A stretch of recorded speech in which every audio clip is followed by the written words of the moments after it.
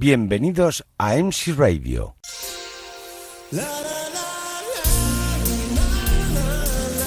MC Radio Online. MC Radio. Música y cultura. Amor, humor, actualidad.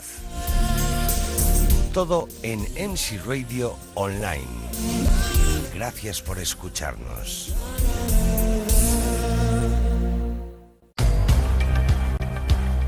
Así comienza Acordes y Letras. Música y literatura en estado puro. Las mejores canciones, desde los últimos éxitos a la música del recuerdo. Y la mejor literatura, libros, autores, editores.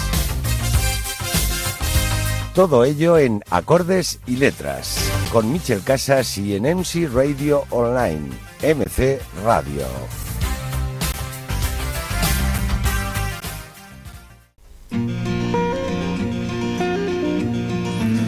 Bienvenidos a Acordes y Letras. En nombre de todo el equipo de producción y en nombre de todo el equipo técnico, el saludo fuerte de Michel Casas. ¿Cómo estamos?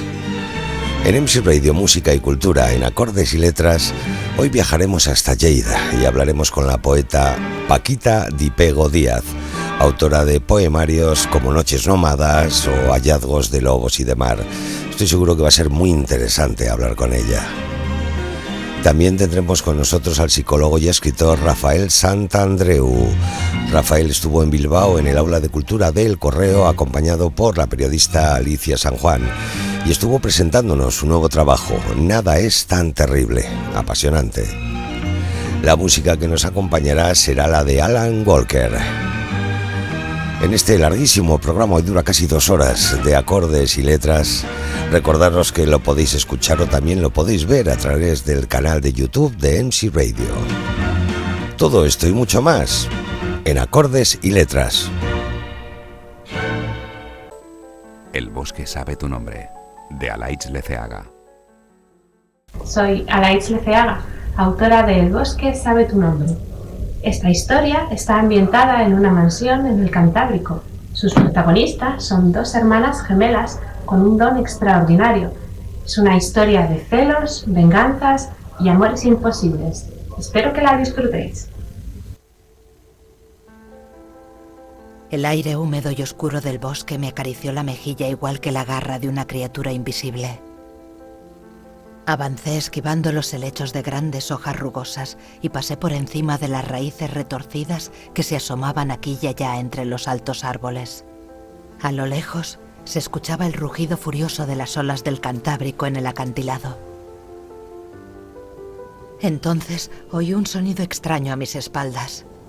El crujido de las ramas secas se mezclaba con algo parecido a una respiración jadeante. Eché a correr. Una rama rota me arañó la mejilla y las gotas de sangre mancharon mi vestido blanco de encaje, pero yo seguí avanzando, huyendo mientras el bosque entero flotaba a mi alrededor.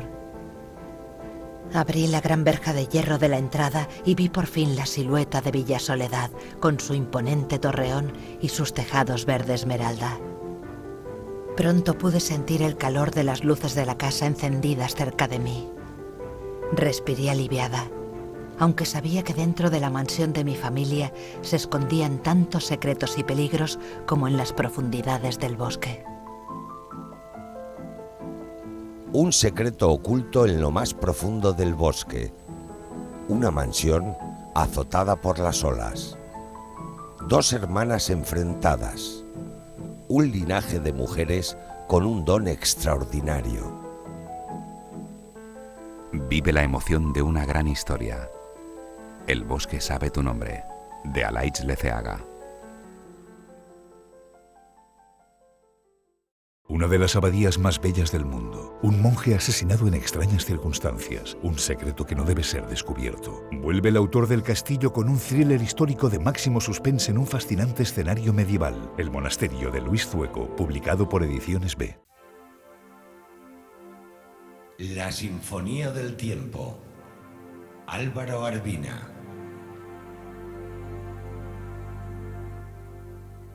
Hola a todos, queridos amigos, soy Álvaro Arbina y desde aquí os envío un afectuoso saludo. Os presento mi nueva novela, La Sinfonía del Tiempo, que abarca aproximadamente 60 años de historia y que cruza el umbral del siglo XX. Su escritura ha sido como la construcción de un edificio, ¿no? Sus tramas y sus subtramas son vigas y pilares, sus personajes son cimientos. Toda esa estructura forma una especie de viaje donde van apareciendo diferentes enigmas por diferentes escenarios de la costa vasca, de otros puntos de Europa, de ultramar de aquella época.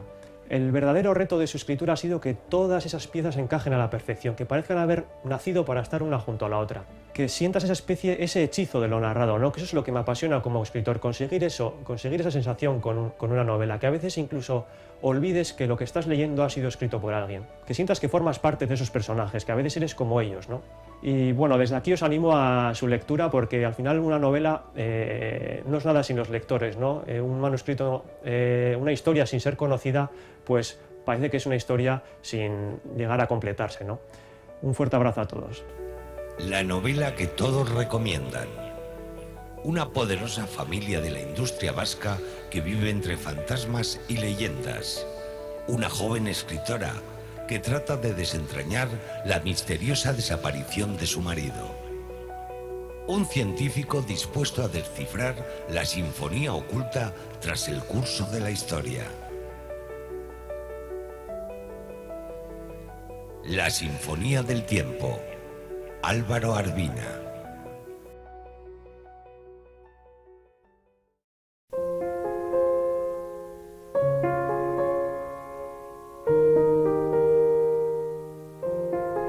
Acordes y letras. Solo en MC Radio.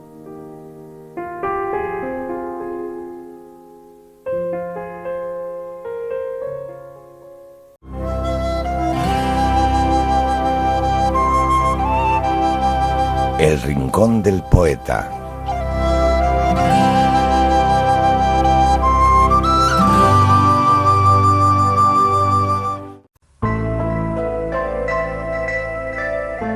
Cartas al anochecer.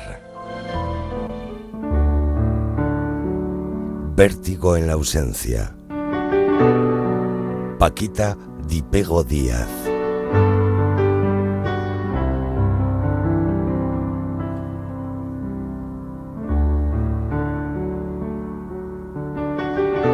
Tan llena está la casa de tu ausencia que no tiene cabida la memoria. Tú eres la casa, madre, tú, su historia, y en mi querer, queriendo, eres presencia. Confusa te sorprende mi inocencia, de niña que voltea en esta noria, de vida delirante, giratoria, en anhelo del eje de tu esencia. Y en vértigo constante se debate mi ser, en paradoja de lo humano, y giro en mi delirio, y cuando giro, si estoy en lo más alto, mi alma late, sostenida en el cielo de tu mano. Si estoy en lo más hondo, no te miro.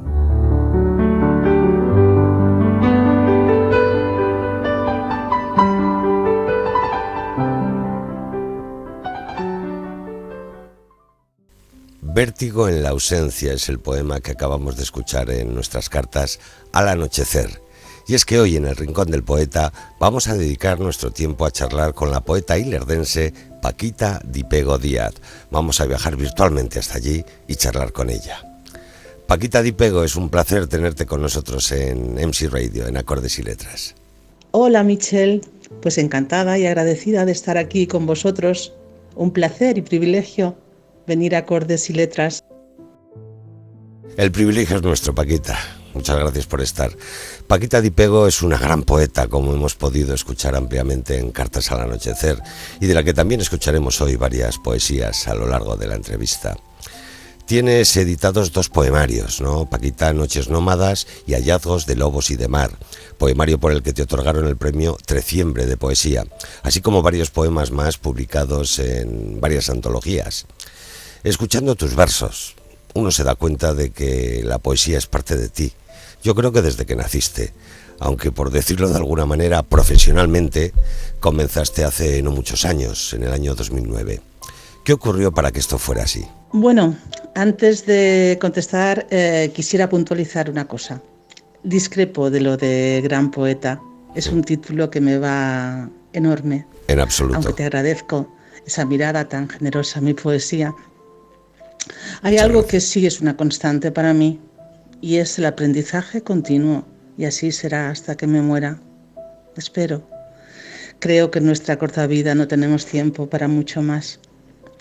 Sí, a la pregunta de qué ocurrió en el 2009 para que cambiara mi vida, ¿no? Sí. Pues fue algo muy doloroso, que marcó un antes y un después en mi vida. La muerte de mi querida madre, repentina e inesperada. Y sí, creo que la poesía nació conmigo. Nunca dejé de escribir a lo largo de mi vida, aunque fuera de un modo clandestino. Es decir, robando tiempo a mí valioso, entre comillas, Sí. Tiempo de entonces, cuando supuestamente trabajaba en cosas importantes y lucrativas. De escribir por vocación, empecé a hacerlo por necesidad y casi de forma convulsiva. ¿Cómo surgieron tus poemarios, Paquita? ¿Tuviste la necesidad de hacerlos públicos o más bien era una necesidad de sacar lo que llevabas dentro? Quizá más por ti misma, ¿no?, que por los demás. Bien, no fue un proceso estudiado el hecho de publicar, ni el objetivo principal. Date cuenta de que mi primer libro, Noches Nómadas, se edita en el año 2015, 6 años después del fallecimiento de mi madre. Y no dije, voy a hacer un poemario, sino que escribía y luego lo monté. Lo dividí en 4 capítulos para darle coherencia. Y quizá fue a la inversa, no sé, no estoy muy segura de cómo lo hace la gente. Yo escribí y luego monté el libro. Vitruvio se interesó por él y allí lo publiqué. Estoy muy contenta. Quiero dejar constancia del agradecimiento que le tengo a mi querido maestro Domingo Failde, que fue quien hizo el prólogo y que falleció desgraciadamente en el año 2014. Mi segundo libro, Hallazgos de Lobos y de Mar, tuvo la suerte de ganar el premio Treciembre de Valladolid en el año 2017 y la concepción pues fue distinta. Nació en una etapa concreta de mi vida en la que viví muy cerquita del mar, pegada al faro de Salou. Y también quiero dejar constancia de que sin la ayuda y las enseñanzas de mi querido maestro Javier del Prado Viedma, pues este libro simplemente no existiría. Dejamos constancia de ello y vamos a escuchar otra de tus poesías. Marea Perpetua. Marea Perpetua. Paquita Di Pego Díaz.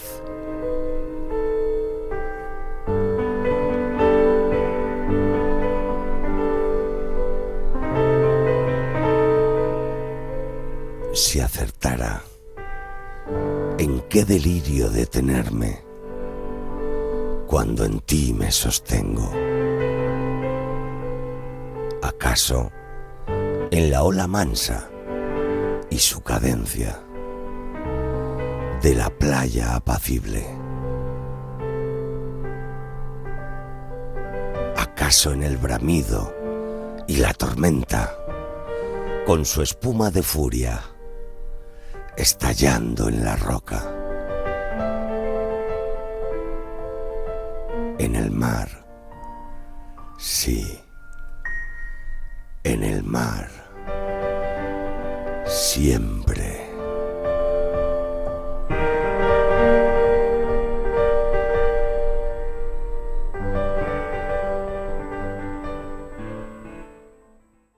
Paquita, tu segundo poemario se llama Hallazgos de Lobos y de Mar. en el que está incluida esta marea perpetua que acabamos de escuchar. ¿Qué es el mar para ti, Paquita? El mar, el mar. El mar es el amante que siempre me aguarda para acunarme en sus brazos y darme perspectiva de horizonte y de esperanza. Adoro el mar. Soy muy promiscua. Adoro a todos los mares. Todos los mares. Tengo mi rincón especial en La Pineda, que es quizás el que tenía más próximo a Saló y el que está en la portada de mi libro, pero me gustan todos. La soledad del poeta a la hora de escribir es innegable, ¿no, Paquita? Y del escritor en general. Bueno, en mi caso sí es necesaria la soledad, sobre todo pues para instalarme en esa frecuencia donde los sentidos están agudizados, para escuchar a mi gorrión, que es en definitiva quien me susurra los versos al oído.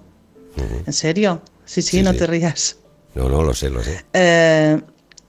Tengo un gorrión, ya te lo presentaré. Siempre viene cuando tiendo la ropa y es un osado. Tiene una osadía increíble. Yo sé que te gustan mucho los poetas clásicos, Paquita. ¿Qué poetas han influido más en ti?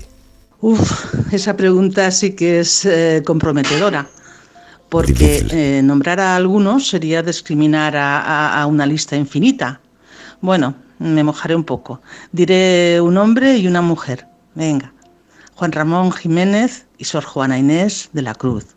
Daría, no sé lo que daría por haber escrito La redondilla de Sor Juana Inés, esa que dice, hombres necios que acusáis. Genial. Hombres necios que acusáis a la mujer sin razón, sin ver que sois la ocasión de lo mismo que culpáis. Preciosa. Hay poetas a los que les influyen los hechos positivos de su vida a la hora de escribir, y hay quien se inspira más con los negativos, ¿no?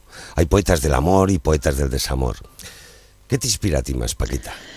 Bueno, precisamente en el libro Noches Nómadas hay un capítulo entero dedicado al amor y desamor, con ese título además. De hecho, cada día me convenzo más de que damos por un hecho normal las cosas positivas que nos ocurren y no las valoramos en su justa medida. Por eso se tiende a ponderar lo negativo, como dándole más importancia. Creo que deberíamos agradecer todos los días más por las cosas buenas que nos pasan.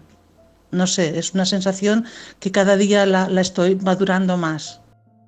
Vamos a escuchar una preciosa poesía de amor llamada Los amantes.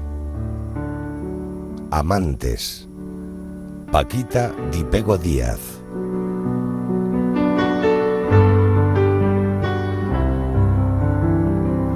No temas, dijo el mar. Mi caricia es la ola permanente que llevas anudada a la cintura. Los amantes no se despiden nunca. Atesoran su amor dentro de un cofre y van metiendo cosas. Caracolas, el castillo de arena que edificaron juntos, el pequeño velero que cabía en sus manos, la colección de versos, ofrenda cotidiana, y el viento marinero para que los disperse en las playas desiertas que no ha pisado nadie, para dejar constancia de una temblorosa eternidad.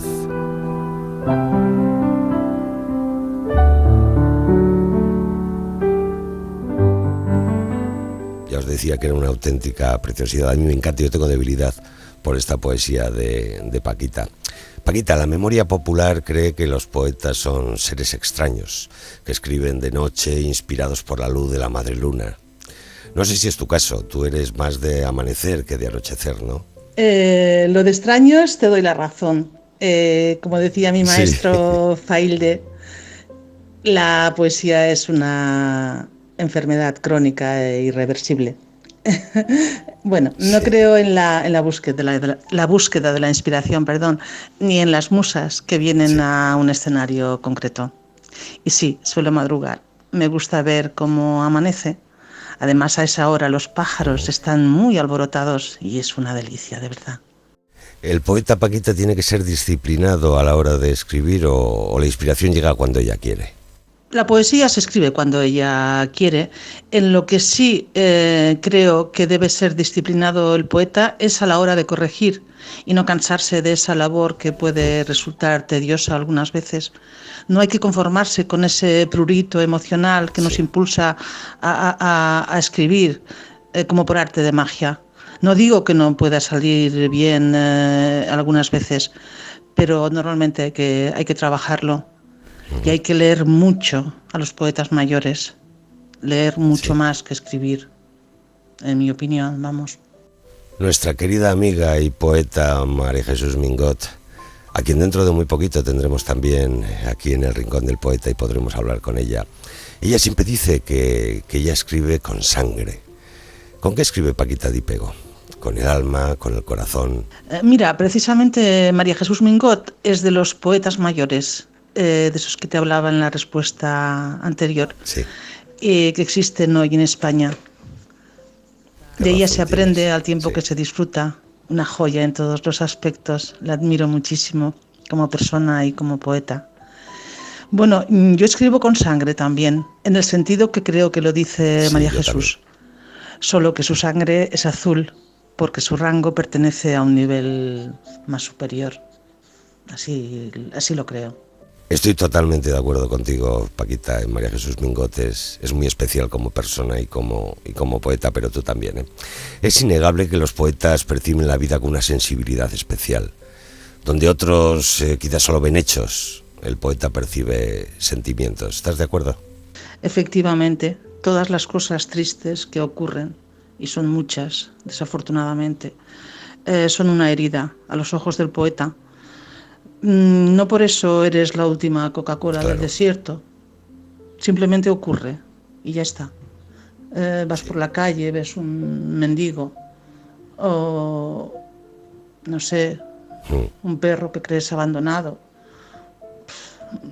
oyes las noticias, sí, cualquier cosa. afloran las lágrimas Sí, enseguida y ya está.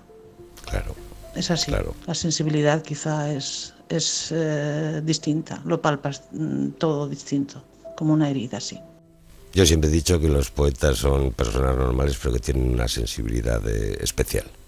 Y creo que no me equivoco. Supongo que habrá mucho de autobiografía en estas poesías, ¿no? En tus poesías. Sí, sí la hay en poemas concretos directamente, pero de alguna manera pienso que todo es autobiográfico. Verás, mirado desde el punto de vista de que ha pasado por tu sentir, Claro. sea por tus lecturas, lo que te han contado los otros, o incluso fruto de tu imaginación. De alguna Ujú. forma somos lo que hemos leído, lo que hemos vivido, las personas que nos han Sí. rodeado y que nos rodean, y eso se refleja inevitablemente en lo que se escribe. ¿Para cuándo un próximo poemario, Paquita? ¿Estás trabajando en él ya? Pues lo tengo terminado, si es que alguna vez se puede decir eso de un poemario, trabajando en él siempre, hasta que se publique, eso sí, que ya veremos cuándo será. No te puedo decir el título porque no lo tengo claro. En cuanto lo sepa, te lo digo, seguro. Para terminar, Paquita, me gustaría que nos recitaras tú en persona uno de tus poemas, el que tú Por quieras. supuesto, cómo no. Leeré un poema del libro Noches Nómadas, concretamente el que lo cierra. Se titula Despedida y Ujú. dice así. Y tú, que me decías que los pasos no alcanzan a recorrer las huellas de una tarde de lluvia, respondo a las pisadas, calzo las alpargatas de una ausencia que alberga la zancada más honda y empapa cada gota mis pies encallecidos por una soledad que se sabe presencia, presencia en cada mota de polvo entre los libros, presencia en ese mar que está pálido y tiene pobreza de tus ojos. no volverás a casa, y todos los objetos que hoy todavía guardan una vida, una historia, reclaman su epitafio. Y es muy difícil, ¿sabes? Hablarles uno a uno, buscar prioridades entre tu taza preferida del café, la cama que nos quiso o el ángulo de cielo que te mira cuando parten los barcos, justo al alba. Y sé que cuando cierre de golpe ya la casa, habrá una sacudida, un estruendo gigante y tembloroso, todo, agonizante, todo, susurrará tu nombre en los escombros. Yo creo que es la mejor forma de poder despedir una entrevista con este poema precioso llamado Despedida. Paquita Di Pego, ha sido un placer enorme tenerte con nosotros en MC Radio. Ya sabes que esta es tu casa. Un beso enorme y un abrazo como el que tú nos das a través de tus poemas todos los días. Muchísimas gracias. El placer ha sido mío, Michel. Muchas gracias por contar conmigo. Un abrazo grande a todos. Hasta siempre. Abrazo el que vamos a dar a todos nuestros oyentes a través de tu poema, Paquita. Abrazo.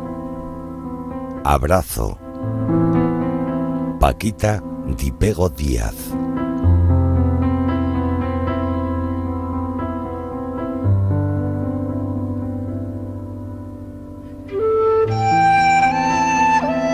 Un cuerpo abrazado a otro cuerpo. Es un acomodo de pájaros en el nido. Es una fiesta de piel que vitorea.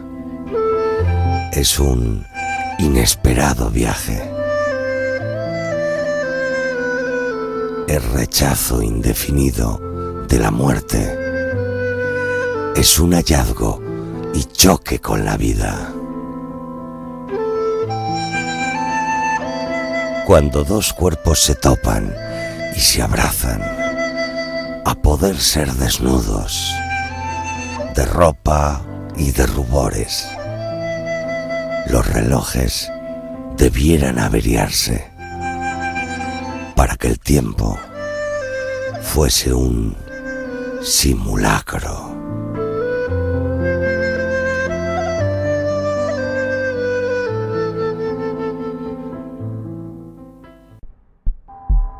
La mujer en la ventana, A.J. Fane.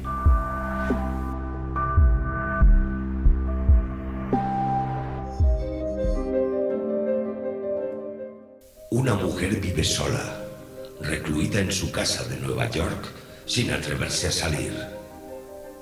Pasa el día chateando con desconocidos, bebiendo vino, mirando películas antiguas, recordando tiempos felices y espiando a los vecinos. Hasta que una noche ve algo desde su ventana que no debería haber visto.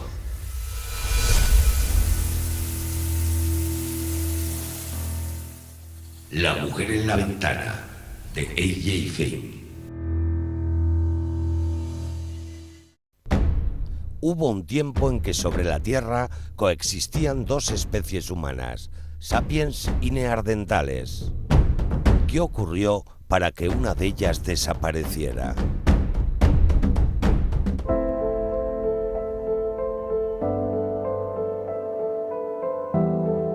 ¿Y si la prehistoria fuera la verdadera edad de oro de la humanidad?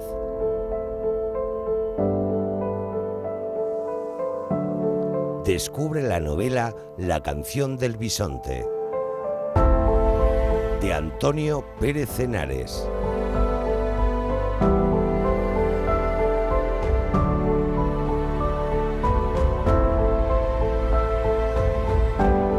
Una novela que no dejará indiferente a nadie, reveladora.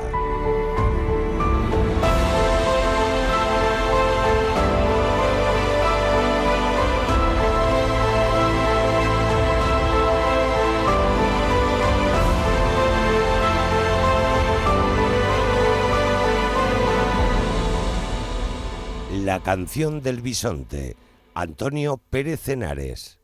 MC Radio Station.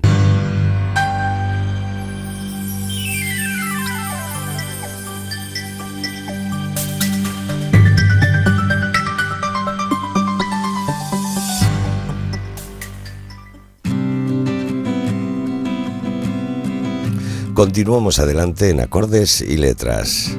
El escritor Rafael Santandreu estuvo en Bilbao presentándonos su nuevo trabajo, su nuevo libro, Nada es tan terrible. En un aula de cultura del Correo absolutamente abarrotada, con muchísima gente en la calle que no pudo entrar por exceso de aforo, y acompañado por la periodista Alicia San Juan. Los que sois habituales de Acordes y Letras o vais a las conferencias de Rafael Santandreu sabéis cómo son, ¿verdad? Divertidas, entretenidas, amenas, sencillas, para que cualquiera pueda entender todo lo que nos quiere transmitir, pero a la vez nos dice verdades como puños que nos pueden ayudar en un momento determinado a salvar un problema importante que tengamos en nuestra vida. Y eso es lo que vamos a hacer ahora, escuchar íntegra esta conferencia de Rafael Santandreu. Recordarlo, Rafael Santandreu, Nada es tan terrible. ¿Qué tal? Arratsaldeon, bienvenidos, bienvenidas, gracias por haberos acercado hoy hasta aquí, a este nuevo encuentro del Aula de Cultura del Correo. Gracias también a la Caixa por su colaboración en estos actos y, por supuesto, gracias a Rafael Santandreu, que vuelve a Bilbao, lo digo casi como si fuera una estrella del rock, que vuelve a Bilbao con un nuevo libro que se titula Nada es tan terrible y que ya, pues bueno, también nos puede dar una pista de lo que Rafael, si es que le conocéis y le habéis seguido, que me temo que muchos de los que estáis aquí sí, pues pueda estar abordando en este libro. Rafael, ¿qué tal? Digo bienvenido. Que ojalá fuese una estrella del rock. Ojalá. Es más divertido. Bueno, algo de estrella del rock sí que tienes, porque eres capaz de convocar a un montón de gente. De verdad. Eso ya lo tengo, me falta solo tocar algún instrumento. Bueno, eso es cuestión de que te lo propongas.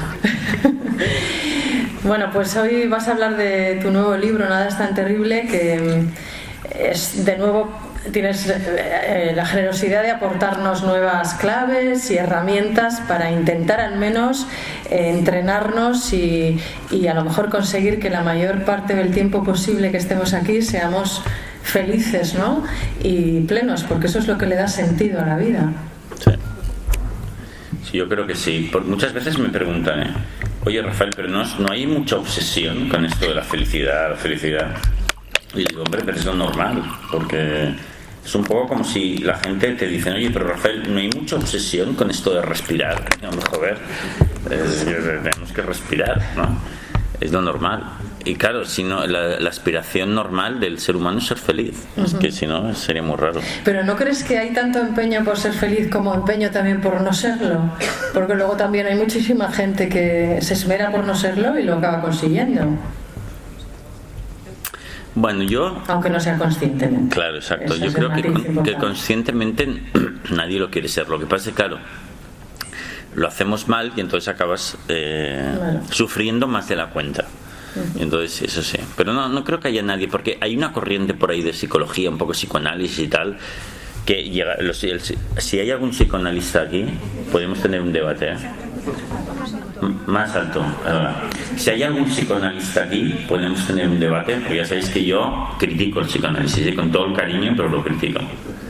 Y entonces, dentro del psicoanálisis, que a mí me parece muy delirante, amigos psicoanalistas, es mi opinión, se llega a decir que hay gente que tiene como la pulsión de muerte o la pulsión de ser infeliz a cosa hecha.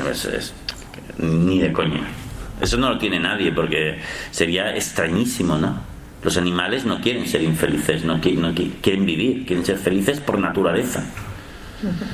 Sin embargo, sí que parece como más fácil dejarse llevar por ejemplo, hoy es lunes y está lloviendo, ¿no? Y la frase es, lunes otra vez y lloviendo.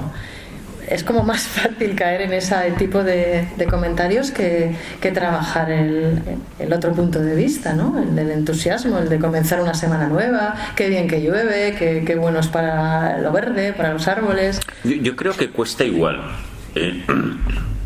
Incluso que es más difícil quejarse y hacerse infeliz que lo contrario. Lo que pasa es que una vez entras en el hábito de quejarte, ya es lo fácil, porque somos animales de hábito, entonces no te das cuenta y ya estás quejándote desde primera hora de la mañana. Entonces revertir el hábito sí que te va a costar un esfuerzo. Entonces ahí sí que es más fácil quejarte, ser un quejica, ¿no? Es un poco como que todos lo hemos experimentado. En el curro siempre hay un grupo de gente que se queja a saco, ¿no? Y entonces es fácil entrar allí y pasar el tiempo y entrar en la dinámica de quejarte de los jefes, quejarte de otros, pero eso hay que evitarlo porque solo hace que llegues a la conclusión de que tu trabajo es un asco, ¿no? Y solo ves lo malo y no lo bueno. Entonces, vale, es un hábito, pero que hay que revertir. ¿Deberíamos todos pasar por una terapia, Rafael? ¿Para poder entender ciertas cosas? No, de hecho, ni siquiera hace falta ir a terapia, en ningún caso. Sí, porque es algo que se puede hacer individualmente si tienes una guía correcta. De hecho, tú que eres música, ¿verdad? A veces sí. Yo te diría, oye, ¿todo el mundo debería hacer clases para llegar a tocar un instrumento? No. Porque hay el autodidactismo, ¿no? Claro. Que es muy bonito. Es muy bonito. Si eres capaz de llegar a algo siendo autodidacta, es chulo, ¿no? Es chulísimo. Pues en psicología pasa lo mismo también, por lo tanto no. Y luego hay gente que es feliz y sabe y tiene una gran educación emocional de fábrica. Coño, esos no necesitan nada. Así, por ejemplo, ha sido siempre mi padre, mi abuelo, que eran tíos de montaña, de un monte ahí del Pirineo, y siempre, joder, la gente de allí es la gente más positiva, feliz y fuerte que he conocido yo, ¿eh? Entonces esas personas llevan el buen criterio vital de fábrica, pero por ejemplo tienen muchos de los conceptos de la psicología cognitiva muy bien integrados. Por ejemplo, el hecho de la enfermedad y la muerte lo han visto como una cosa muy normal. Coño, pues si te enfermas y te mueres, pues mala suerte, venga, seguimos. Entonces, como ellos han vivido cerca de un entorno rural donde ven la muerte de cerca, no es nada raro, entonces, ostras, están súper bien amueblados, ¿no? Desde luego, leyendo el libro, a ver, como siempre pasa con tus libros, ¿no? Que te entran muchas ganas de vivir, y cuando alguien te dice que nada es tan terrible, realmente es que alivia mucho escuchar ese mensaje, ¿no? ¿Sí? ¿Te alivia a ti? Sí, porque bueno, hay cosas a priori terribles o que entendemos que pueden ser terribles y las acabas de citar, ¿no? Una enfermedad o la muerte de alguien que quieres muchísimo, ¿no? Pero bueno, la vida es sobreponerse, ¿no? Pero hay la opción de que no haya nada terrible. ¿No? Por ejemplo, en mi último libro, y he traído aquí unas notitas, por ejemplo, cito a una entrevista que vi una vez no recuerdo qué periódico era, si era La Vanguardia o el Periódico de Cataluña, que entrevistaban a una chica irlandesa que se llamaba, no lo sé ya, Fiona Munro, ¿no? Y esta chica que tenía alrededor de unos 30-35 años, tenía un cáncer muy severo y le habían dicho que le quedaba 1 año de vida.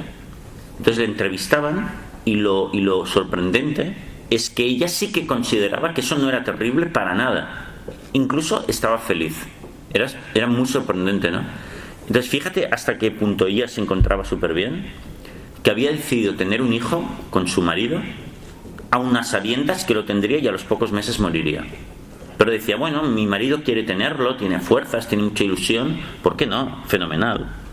Entonces es sorprendente cuando nos encontramos gente así, pero es importante saber que es posible, ¿no? Ella entendía que la muerte era normal, había tenido una vida acojonante en sus 30-35 años y decía, bueno, y lo veía de otra manera, ¿no?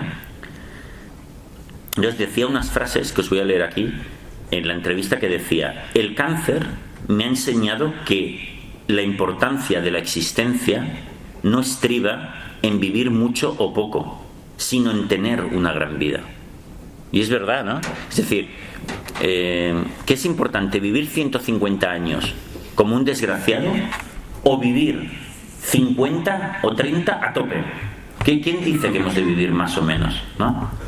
Luego dice otra frase que dice: antes de la enfermedad, que esto lo he oído muchas veces, antes de la enfermedad yo malgastaba mi vida. Ahora vivo de forma mucho más intensa y hermosa. Si no fuese por el cáncer, nunca hubiese descubierto esta manera de vivir. Sorprendente, ¿no? Incluso ella dice que el cáncer, que su enfermedad ha tenido una gran cosa positiva, hasta el punto que llega a decir: esta enfermedad ha sido en realidad un regalo, aunque el precio sea tiempo de vida. Qué fuerte, ¿verdad?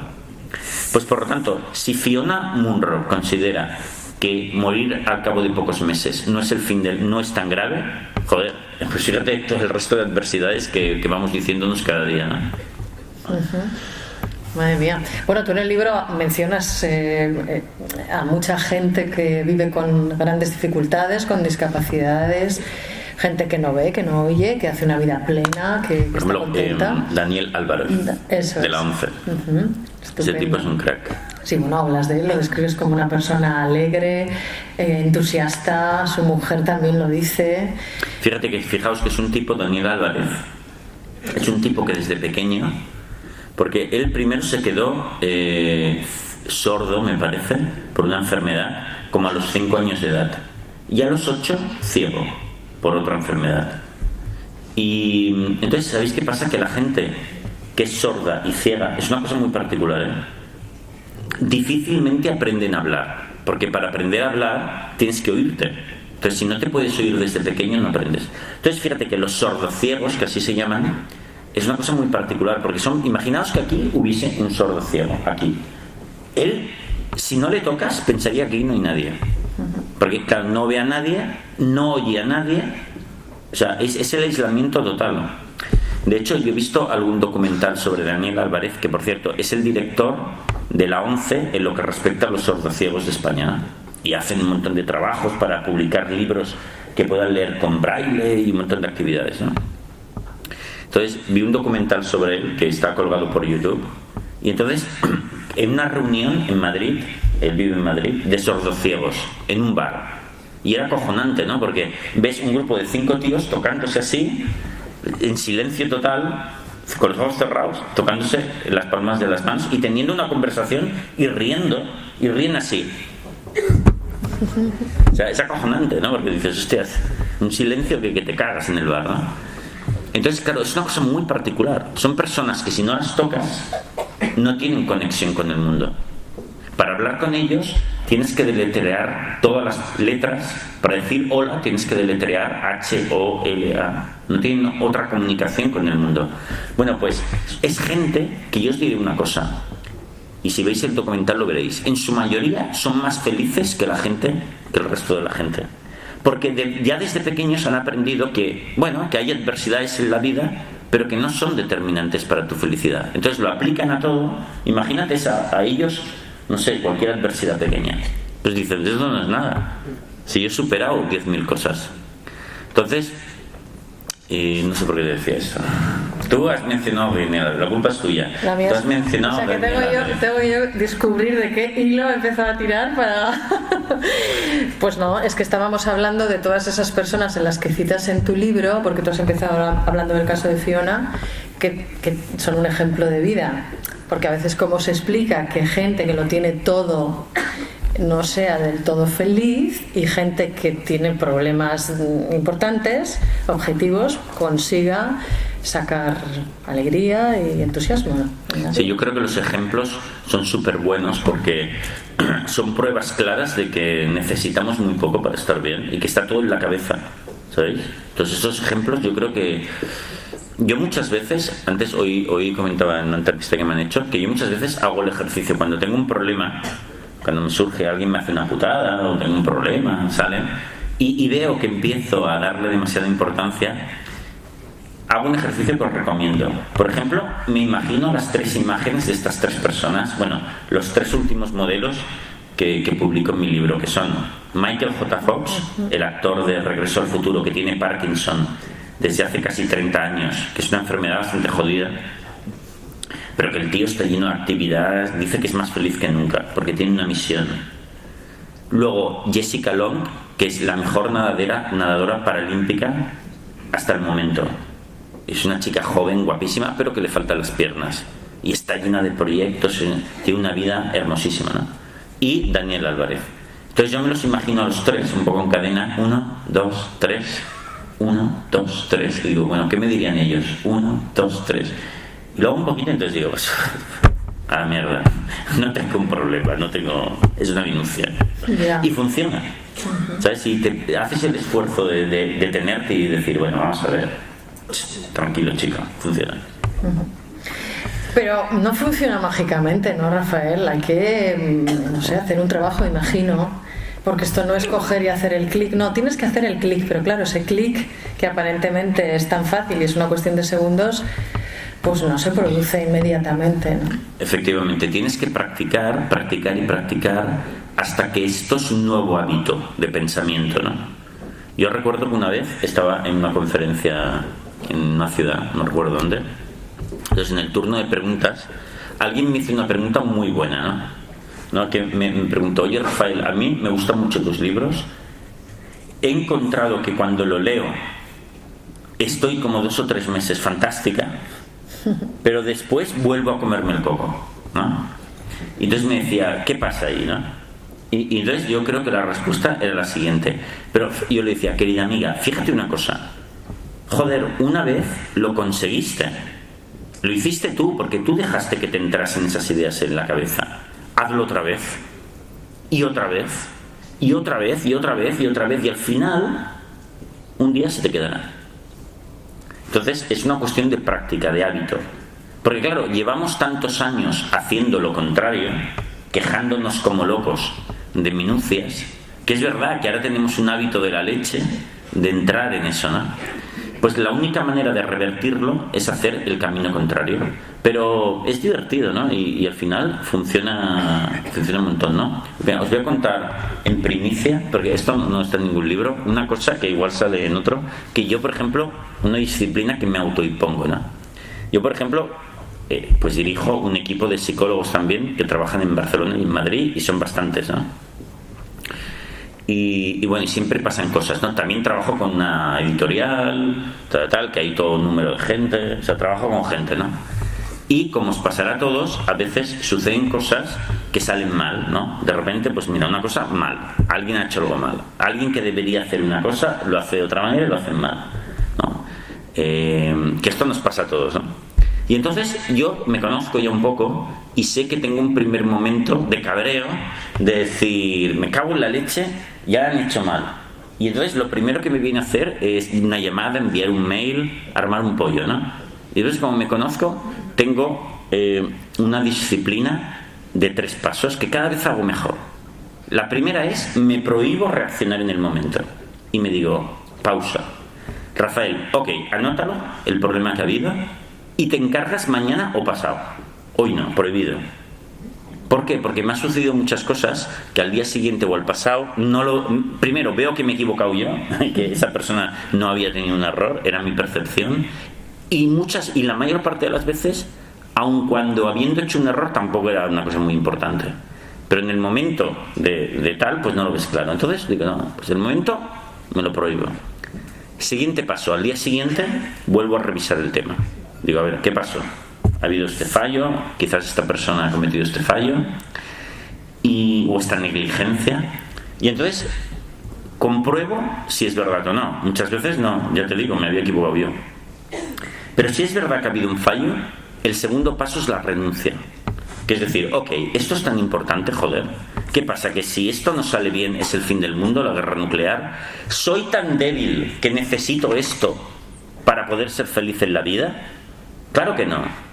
A la mierda con eso. Pues si esto, pues mira, ¿qué es la editorial? Si yo no publicase ningún libro, ¿podría ser feliz? Joder, haría 1000 millones de cosas. Entre ellas irme a la montaña, que es lo que más me gusta. Fuera. Ya, pero un cirujano no podría hacerse ese planteamiento. Tiene que hacerlo. No solo es que tiene que hacérselo, porque si no se lo comería el estrés y no podría trabajar, ¿eh? Él tiene que hacérselo más que otros. Y entonces todo paradójicamente funcionará bien. Y ese es el segundo paso, la renuncia. Y cuando veo que ya me he calmado y que digo, mira, he perdido es al río, entonces digo, me voy a ocupar de ello. Y luego, a la hora de ocuparme de ello, eso sí, me impongo que tengo que pensar una solución divertida, imaginativa, maravillosa, y si no, no lo hago. Entonces ahí ya me sale pues una propuesta razonable para solucionar algo de la mejor manera posible. Pero fijaos que una y otra vez me impongo esos 3 pasos. Incluso una vez había pensado hacerme como una chuletilla, una tarjeta, ¿no? Algo así pequeñito, donde ponga los 3 pasos. Primero, detente, hoy no, mañana o pasado. Segundo, renuncia. Tercero, soluciones divertidas. Y entonces cuando pasa alguna de estas, decir, saca la tarjeta, acuérdate, vale, ok. Y la vas haciendo, lo vas haciendo, y cada vez te sale mejor. Cada vez eres más capaz de activar eso, que produce un cambio estupendo en la vida. Además, que te hace mucho más eficaz, porque las cosas las resuelves como Dios manda, desde la racionalidad, desde la diversión, es mucho mejor. Con lo cual, todo este rollo era para decir que la práctica es fundamental. Práctica, para acabar dominando nuestro coco ese salvaje que tenemos a veces, ¿no? Sí, y tanto. Ojalá se pudiera desenroscar la cabeza a veces, ¿no? Podría estar bien. Es que sí. Bueno, los que practican mindfulness o meditación, en realidad es esa práctica, ¿no? Un poco desenroscar la cabeza y no darle tanta bola al pensamiento, ¿no? Sí. Vosotros los psicólogos, los que pasáis consulta, de alguna manera... Espera, si me permitís, como buena estrella del rock, sí. o como Julio Iglesias, que me sacó la americana que luz. Muy bien. Ya soy un poco estrella del rock. Ya eres, vamos, estrella de canción melódica. Te iba a decir que vosotros, los psicólogos, los que pasáis consulta habitualmente y estáis en contacto con la gente que acude a vosotros porque tiene un problema o varios, pues de alguna manera también tomáis la medida de cómo está la sociedad en la que vivimos, porque los problemas de ahora no son los mismos que los problemas de los años 50, ni de los años 60, ni siquiera te diría de los 90. El mundo ha cambiado mucho y a una velocidad a veces espeluznante, ¿no? Entonces, no sé si siempre se tiende a decir que el mundo está peor que nunca, que el número de ansiolíticos crece exponencialmente, el consumo de estos medicamentos, que la gente está muy sola, que no sabemos qué hacer con nuestra vida, que nos da miedo vivir, ¿no? ¿Tú eso lo ves en tu trabajo a diario? Sí, yo creo que lo vemos todos los psicólogos, porque mira, te doy un dato. Cuando yo estaba en el cole, que tú y yo somos de la misma quinta, más o menos, igual un poquito más joven. Claro. No sé. Yo cuando iba al cole había, fijaos, la estadística, por ejemplo, de chicas anoréxicas en el cole era una en todo el cole, de anorexia severa. Ahora hay una por clase. Se ha multiplicado por 10. Y así más o menos con todos los trastornos. O sea, es objetivo que vivimos un auge de debilidad emocional, ¿no? Y yo pienso, es que vamos, casi no tengo ninguna duda, que eso es debido a dos factores que se juntan y provocan la tormenta perfecta. Que es, uno, que cada vez la vida es más complicada. Y de hecho eso ha pasado desde el inicio de los tiempos, y por eso cada vez es algo que sucede, que incluso desde los tiempos de los griegos ha ido empeorando. ¿Por qué? Porque cada vez la vida ha sido más complicada, y es cierto que la vida cuanto más sencilla, más fácil es de vivir. Eso es así. Claro, todo tiene ventajas y desventajas, pero dices, bueno, Rafael, pero ahora tener muchas oportunidades es bueno. Bueno, es relativo. Pero aunque sea bueno, la parte negativa que trae aparejada es que hace la vida mucho más compleja, mucho más estresante y más difícil de vivir. Y luego el segundo factor es que, aun siendo la vida cada vez más compleja, nuestra educación emocional es peor. ¿Por qué? Porque la gente crece, y esto también me ha pasado a mí, crecemos más mimados. Entonces, con menos tolerancia a la frustración. Y esto también nos hace más débiles. Entonces, es como la tormenta perfecta. Entonces, pero si hay una solución, que sí la hay, es la autoeducación que podemos hacer en cualquier momento de nuestra vida. Pero claro, hay que ponerse las pilas. Gratis no es nada. Entonces, ahí volvemos al tema ese, que hay que practicar. Claro, practicar, pero a veces practicar solo es da un poco de pereza. Hay gente que le da pereza ir a un gimnasio solo o ir a nadar solo. Si tiene alguien con quien ir y con quien quedar, pues por no dejarle tirado, se anima y va. Pero esto es un poco lo mismo, ¿no? Que necesitas que te guíen un poco, que te lleven de la mano. Bueno, pero sería muy bonito que se estableciesen en las ciudades, en los barrios, entre los amigos, grupos de crecimiento que se ayudan entre ellos pero con una guía, eso sí, porque si no tiene una guía, eso puede ser peor. Entonces, con una guía correcta, que digan, no, las cosas han de ser por aquí. Y nosotros nos hemos de hacer más fuertes a nivel emocional y podemos apoyarnos juntos, ¿no? Entonces yo creo que eso sería muy bonito también. Pues sí, es una gran idea. La vida sería mucho más bonita y más colectiva. Oye, ahora, que ese grupo tendría que ser, ni iba a decir duro, pero no es duro, pero sí mostrarse las cosas como son los unos a los otros. Es decir, no, esto te has de enfrentar y vencer ese miedo. Es un grupo que, escucha, cañero. Oye, ¿y por qué estas cosas tan importantes, Rafael? Porque fíjate si es importante encomendarse a la felicidad, ¿no? Hacer el esfuerzo es importantísimo, es algo vital, porque eso luego te permite desarrollar una vida mucho más plena. ¿Por qué cosas tan importantes como estas no las aprendemos antes? A veces da la sensación de que estas cosas se aprenden un poco, no tarde, nunca es tarde, pero tú me entiendes. Quizás estas cosas se deberían incluir en, no sé, pues en nuestras enseñanzas desde pequeños, ¿no? Ocuparnos más de estas cosas tan esenciales. A mí me parece súper importante. Tú imagínate, todos los que estamos aquí ya tenemos una edad, no veo mucha gente súper joven, y todos hemos pasado, por ejemplo, por la niñez y la adolescencia, ¿no? Y la primera juventud. Y ahora sabes un montón de cosas sobre la vida. Imagínate saberlas en esa época. No me digas que no te hubieses ahorrado cantidad de problemas, que te hubieses conducido muchísimo mejor. Todos lo sabemos. Pues claro, esa enseñanza, tenerla cuanto antes, es lo mejor. Yo muchas veces, cuando me llega a la consulta una persona de 20 años, de 22, que tiene un problema hasta el punto que tiene que venir a la consulta, muchas veces le digo, no, pero has tenido mucha suerte, porque ahora puedes aprender algo súper importante para ti y eres muy joven, joder, la que te vas a beneficiar un montón de años si lo haces bien. Entonces, claro, yo creo que esto se tendría que enseñar en las escuelas tanto más cuanto que la vida, lo que decía, la vida cada vez es más difícil, con lo cual esas herramientas cada vez son más importantes, porque la vida no se va a hacer más sencilla. Entonces, la verdad es que tendríamos que hacerlo, pero no se hace. Pero tú perteneces a un grupo profesional que podría, no sé, presionar un poco. O sea, presionamos a tope, pero no nos hacen mucho caso. O nos hacen un poco, pero quizás estaría bien que nos hicieran más casos, ¿no? Pero sí, la verdad es que... Pero bueno, la verdad es que está cambiando, ¿no? Cada vez más hay educación de este tipo en las escuelas. Yo creo que algo se está haciendo.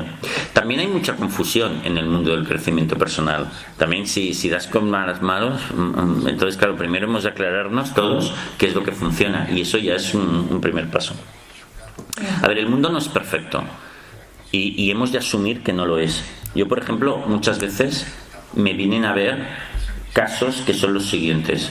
¿Por ahí tenemos un espía ruso o algo o qué? Es un espía ruso, ¿no? Están por todas partes, ¿eh? Y me viene a veces que no se me vaya el hilo. Con lo de los rusos se me ha ido el hilo. Te metes en unos jardines. Ya sé, sí, que te me acuerdo. ¿Dónde estábamos? El mundo no es perfecto. A veces me viene pacientes, este es un clásico, viene un paciente a verte a la consulta que su problema es que tiene un problema de medicina, pero que es muy difícil de resolver. Por ejemplo, con una tendinitis que le duele el brazo y tal, y ha ido a varios médicos y uno le ha hecho un tratamiento, no ha funcionado, otro tratamiento, y vienen ya desesperados y cagándose en todo. Recuerdo el caso de un paciente mío que se llama Rafael, como yo también, que era un tío, muy buen tío, pero muy iracundo, ¿no? Y me decía, me cago en todos los médicos, al próximo le parto la cara, ¿eh? Y le digo, no, Rafael, no. Y entonces le expliqué algo que a veces que es importante que sepamos. La medicina ha avanzado una barbaridad, fenomenal, pero no lo sabe todo, ¿eh? Hay cantidad de historias, de enfermedades que la medicina no tiene una respuesta clara. Y lo inteligente es aceptarlo y decir, bueno, pues voy a intentar ser el mejor enfermo de esta cosa rara de España y voy a indagar bien, con paciencia, tratándome bien, con inteligencia. A lo mejor un día publico un libro sobre cómo tratar ese tema. Es interesante. Vamos allá. Pero no pretender que la medicina lo sepa todo de repente, porque eso es de locos, ¿no? Entonces, bueno, el mundo es imperfecto y menos mal que lo es, porque si no sería insoportable. Y cuanto antes lo asumamos, mejor. Entonces, bueno, en la psicología también estaría bien que funcionase desde pequeños, pero no lo es.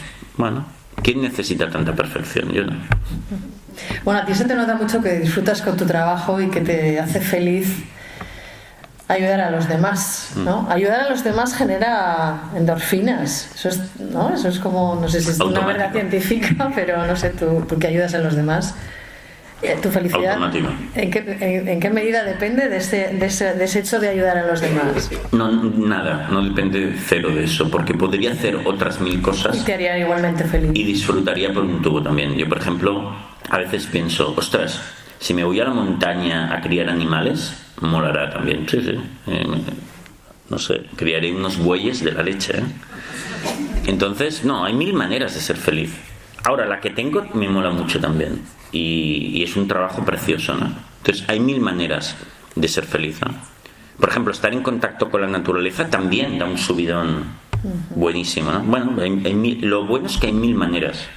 Entonces, prácticamente cualquier trabajo puede ser maravilloso. Para mí, ese es un tema muy importante, los que hayáis leído mis libros. Yo, por ejemplo, mi padre fue albañil toda su vida, ¿no? Y os juro que yo no he visto una persona con cara de disfrute cuando ibas a verlo al curro como mi padre. Era algo hasta enfermizo, ¿sabes? Le decías, pero hostia, este hombre, ¿cómo disfruta tanto? Mi abuelo, yo tuve un abuelo que vivía en Lleida por parte de mi madre, que era zapatero, remendón. Él terminó la guerra civil, lo explico en uno de los libros también, y salió de la cárcel en Lleida, por casualidad lo liberaron, él era del bando republicano, y se quedó a vivir porque no tenía un duro allá donde salió.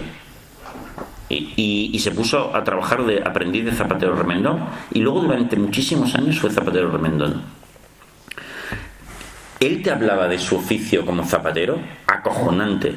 Él le gustaba, luego hacía zapatos a los nietos allí porque sabía hacer zapatos desde el inicio, ¿no? Y hoy en día, ¿dónde se ha quedado eso?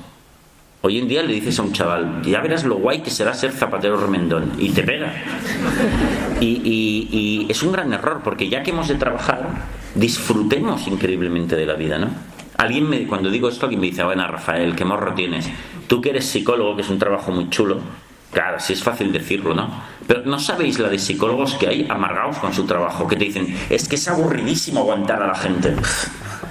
Y médicos, yo que conozco un montón de médicos, ¿no veis cuántos médicos hay agobiadísimos con su trabajo? Que dicen, es que la gente es insoportable con sus enfermedades. Digo, no entiendo nada. Si es un trabajo hermosísimo. Oye, ¿tú crees que nuestros abuelos y nuestros bisabuelos, bueno, yo creo que sí lo crees porque te lo he oído decir alguna vez, que eran gente emocionalmente más saneada, ¿no? que nosotros? Sí. Y fijaos que en este nuevo libro, que se llama Nada es tan terrible, ahí los últimos 3 capítulos he tratado un tema por primera vez, porque en los últimos años he estado viendo lo importante que es un concepto que igual os va a sorprender los que seáis lectores de mis libros, porque igual no os lo esperabais, que es la importancia de que no le tengamos tanta manía al sufrimiento. Yo creo que uno de los problemas de nuestra sociedad que nuestros padres y abuelos no tenían es que en aquella época el sufrimiento se entendía como una cosa no tan mala. Hoy en día huimos demasiado del sufrimiento. Y eso es un error, porque ¿sabéis qué pasa? Que cuando huimos del sufrimiento, en demasía lo amplificamos. Porque el sufrimiento, una parte del sufrimiento vital, es inevitable y no es malo. El sufrimiento tiene las siguientes ventajas. El sufrimiento te abre a los demás. No hay experiencia de mayor apertura que ver a alguien, que compartir y ayudar a alguien sufriente.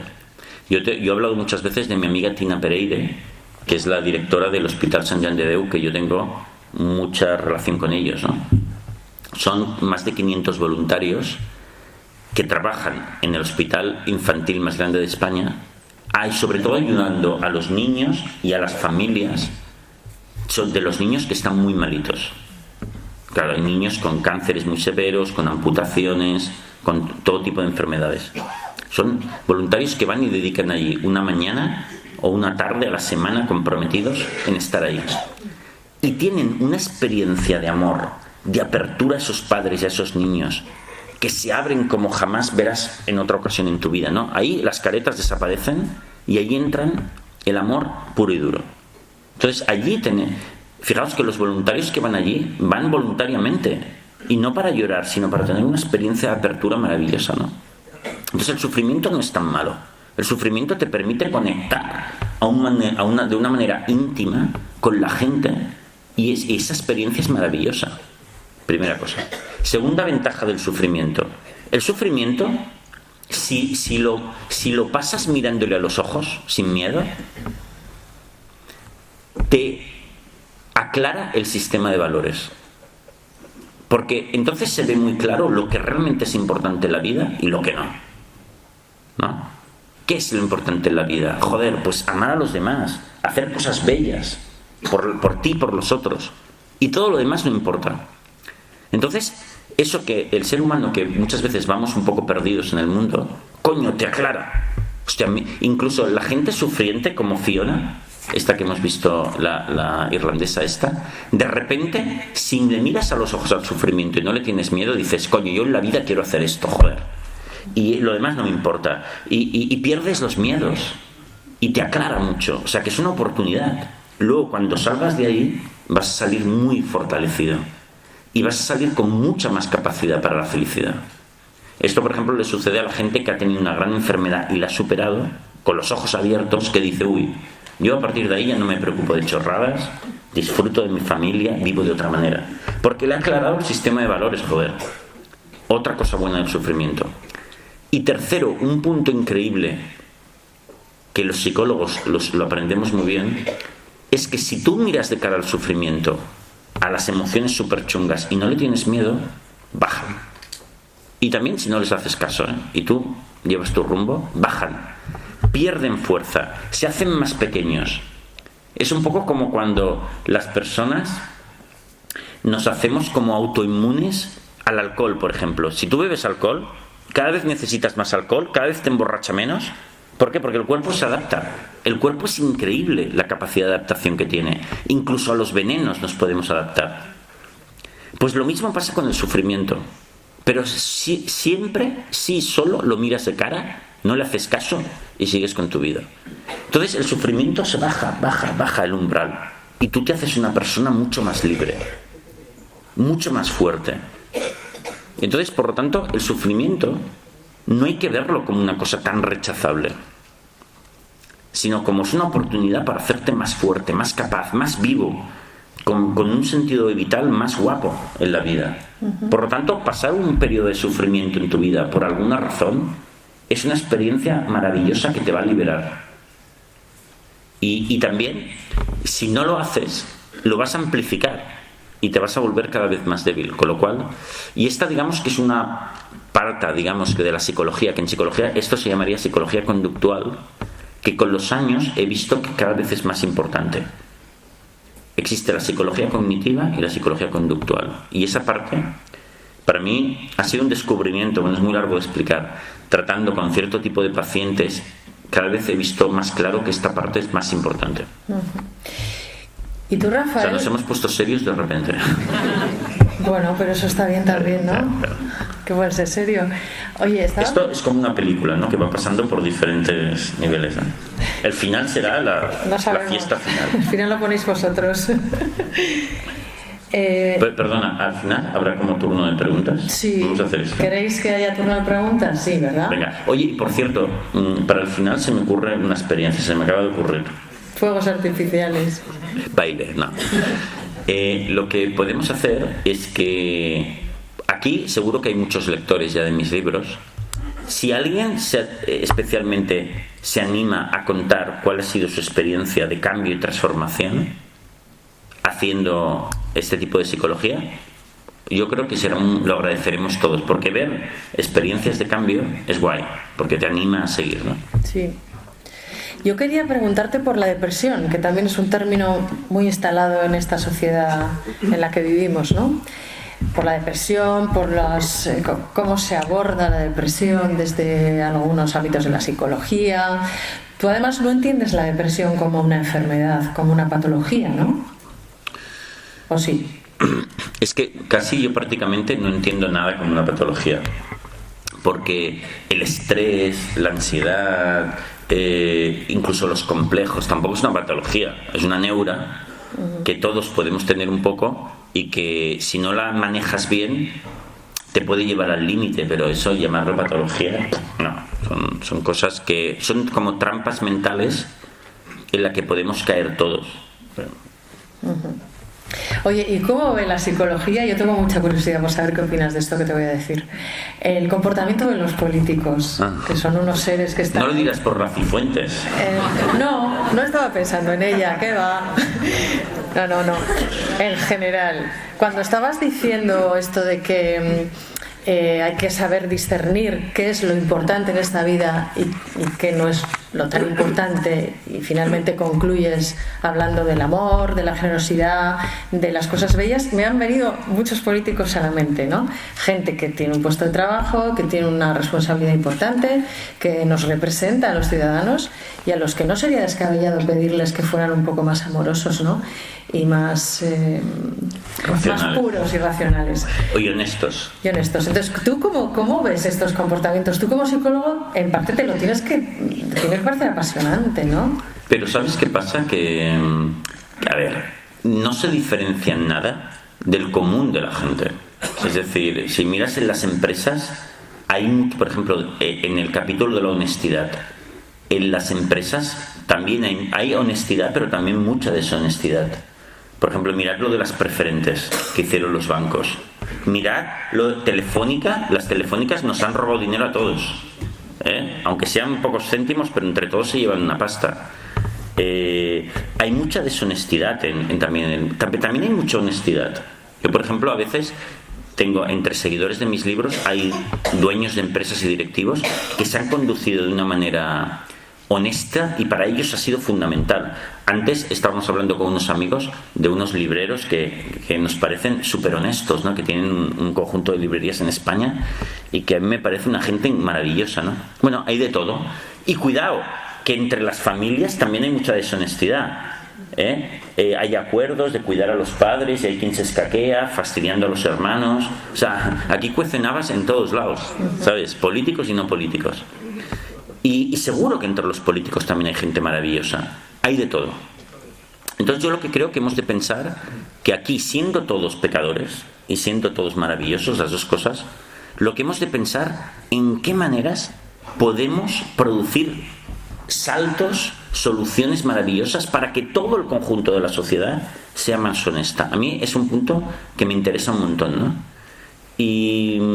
Pero eso, una vez más, eso requiere mucha honestidad profesional. Por otro lado, los políticos también, yo es que creo que nos quejamos de... Ahora voy a decir una cosa que seguro que el 90% de los que hay aquí no estaréis de acuerdo, pero ya me perdonaréis. Yo creo que nos quejamos demasiado también de los políticos, porque ya os digo, los políticos no se diferencian del resto de la población, como si aquí resulta que todos fuésemos santitos. Lo que os decía antes, miraros en las familias, cómo funcionan las cosas. Entonces nos quejamos demasiado y ese tiempo que perdemos quejándonos es un tiempo y un esfuerzo que no dedicamos a pensar soluciones imaginativas para que en la familia, en las empresas y en la política haya realmente una regeneración y miradas nuevas y novedosas acerca de cómo hemos de ver las cosas. Y eso es lo que va a aportar soluciones. La queja por la queja es algo que yo también entro a veces en hacerlo, porque es una tentación, pero es un error. Entonces tenemos que intentar evitarlo. Además, que cuando tienes una mirada de blanco y negro, de que los malos y los buenos, el análisis que haces sobre los problemas nunca son certeros, son equivocados. Porque, si os fijáis, ahora me voy a enrollar un poco, pero casi todos los problemas humanos son fruto de un conjunto de relaciones. No son solo tan fáciles como un culpable, un problema, un culpable. No, hay diversos culpables, hay situaciones que lo han propiciado y muchas relaciones que se retroalimentan. Y si quieres solucionarlo bien, has de pensar con la calma, con alegría, desde lo positivo, hasta que te salga una solución que realmente haga que ese problema sea muy difícil que suceda otra vez. Pero es muy difícil pedir esa tranquilidad cuando entramos en dinámicas de queja conjunta, que cuidado, os confieso que el primero que caigo soy yo también, pero me doy cuenta de que cuando hago eso cometo errores, lo que os decía antes de los 3 pasos cuando me sucede algo malo, pues es algo que hemos de hacer también globalmente. Entonces yo veo que los políticos en general es gente con una capacidad increíble, que además usada para el bien sería fantástica. Entonces hemos de procurar de que la usen para el bien todas esas personas. Yo creo que muchos directivos de empresas que hacen cosas malas en realidad son personas con una gran capacidad que si pudiéramos pasarles al bando de los buenos sería maravilloso, porque sí que tienen mucha capacidad. Hablando de la Cifuentes, por ejemplo, ya que hemos sacado el tema, yo por ejemplo, ahora que le he visto defender esa cosa tan rara una y otra vez en las conferencias conferencias de prensa que ha dado, yo cuando la veo ahora digo, joder, qué capacidad tiene esta tía, porque cualquier ser humano ante su situación se rompe, coño, y la tía aguanta al tipo ahí de una manera increíble. Entonces, joder, si esta mujer la pudiéramos reciclar para una cosa mucho más honesta, sería la hostia. Intentémoslo. Bueno, lo tendrá que intentar ella, ¿no? Sí, pero hay que convencerla, hay que hacer pedagogía, y no solo convencerla a ella, convencerla a nosotros mismos cuando hacemos algo mal. Porque, escucha, aquí a ver, cuando nosotros observamos que ha habido un delito, hay que protegerse y hay que buscar la reparación. Pero no castigar a la gente por castigarla. Eso es un error. Eso es uno de los conceptos de la psicología cognitiva más difíciles de explicar y de aceptar, ¿no?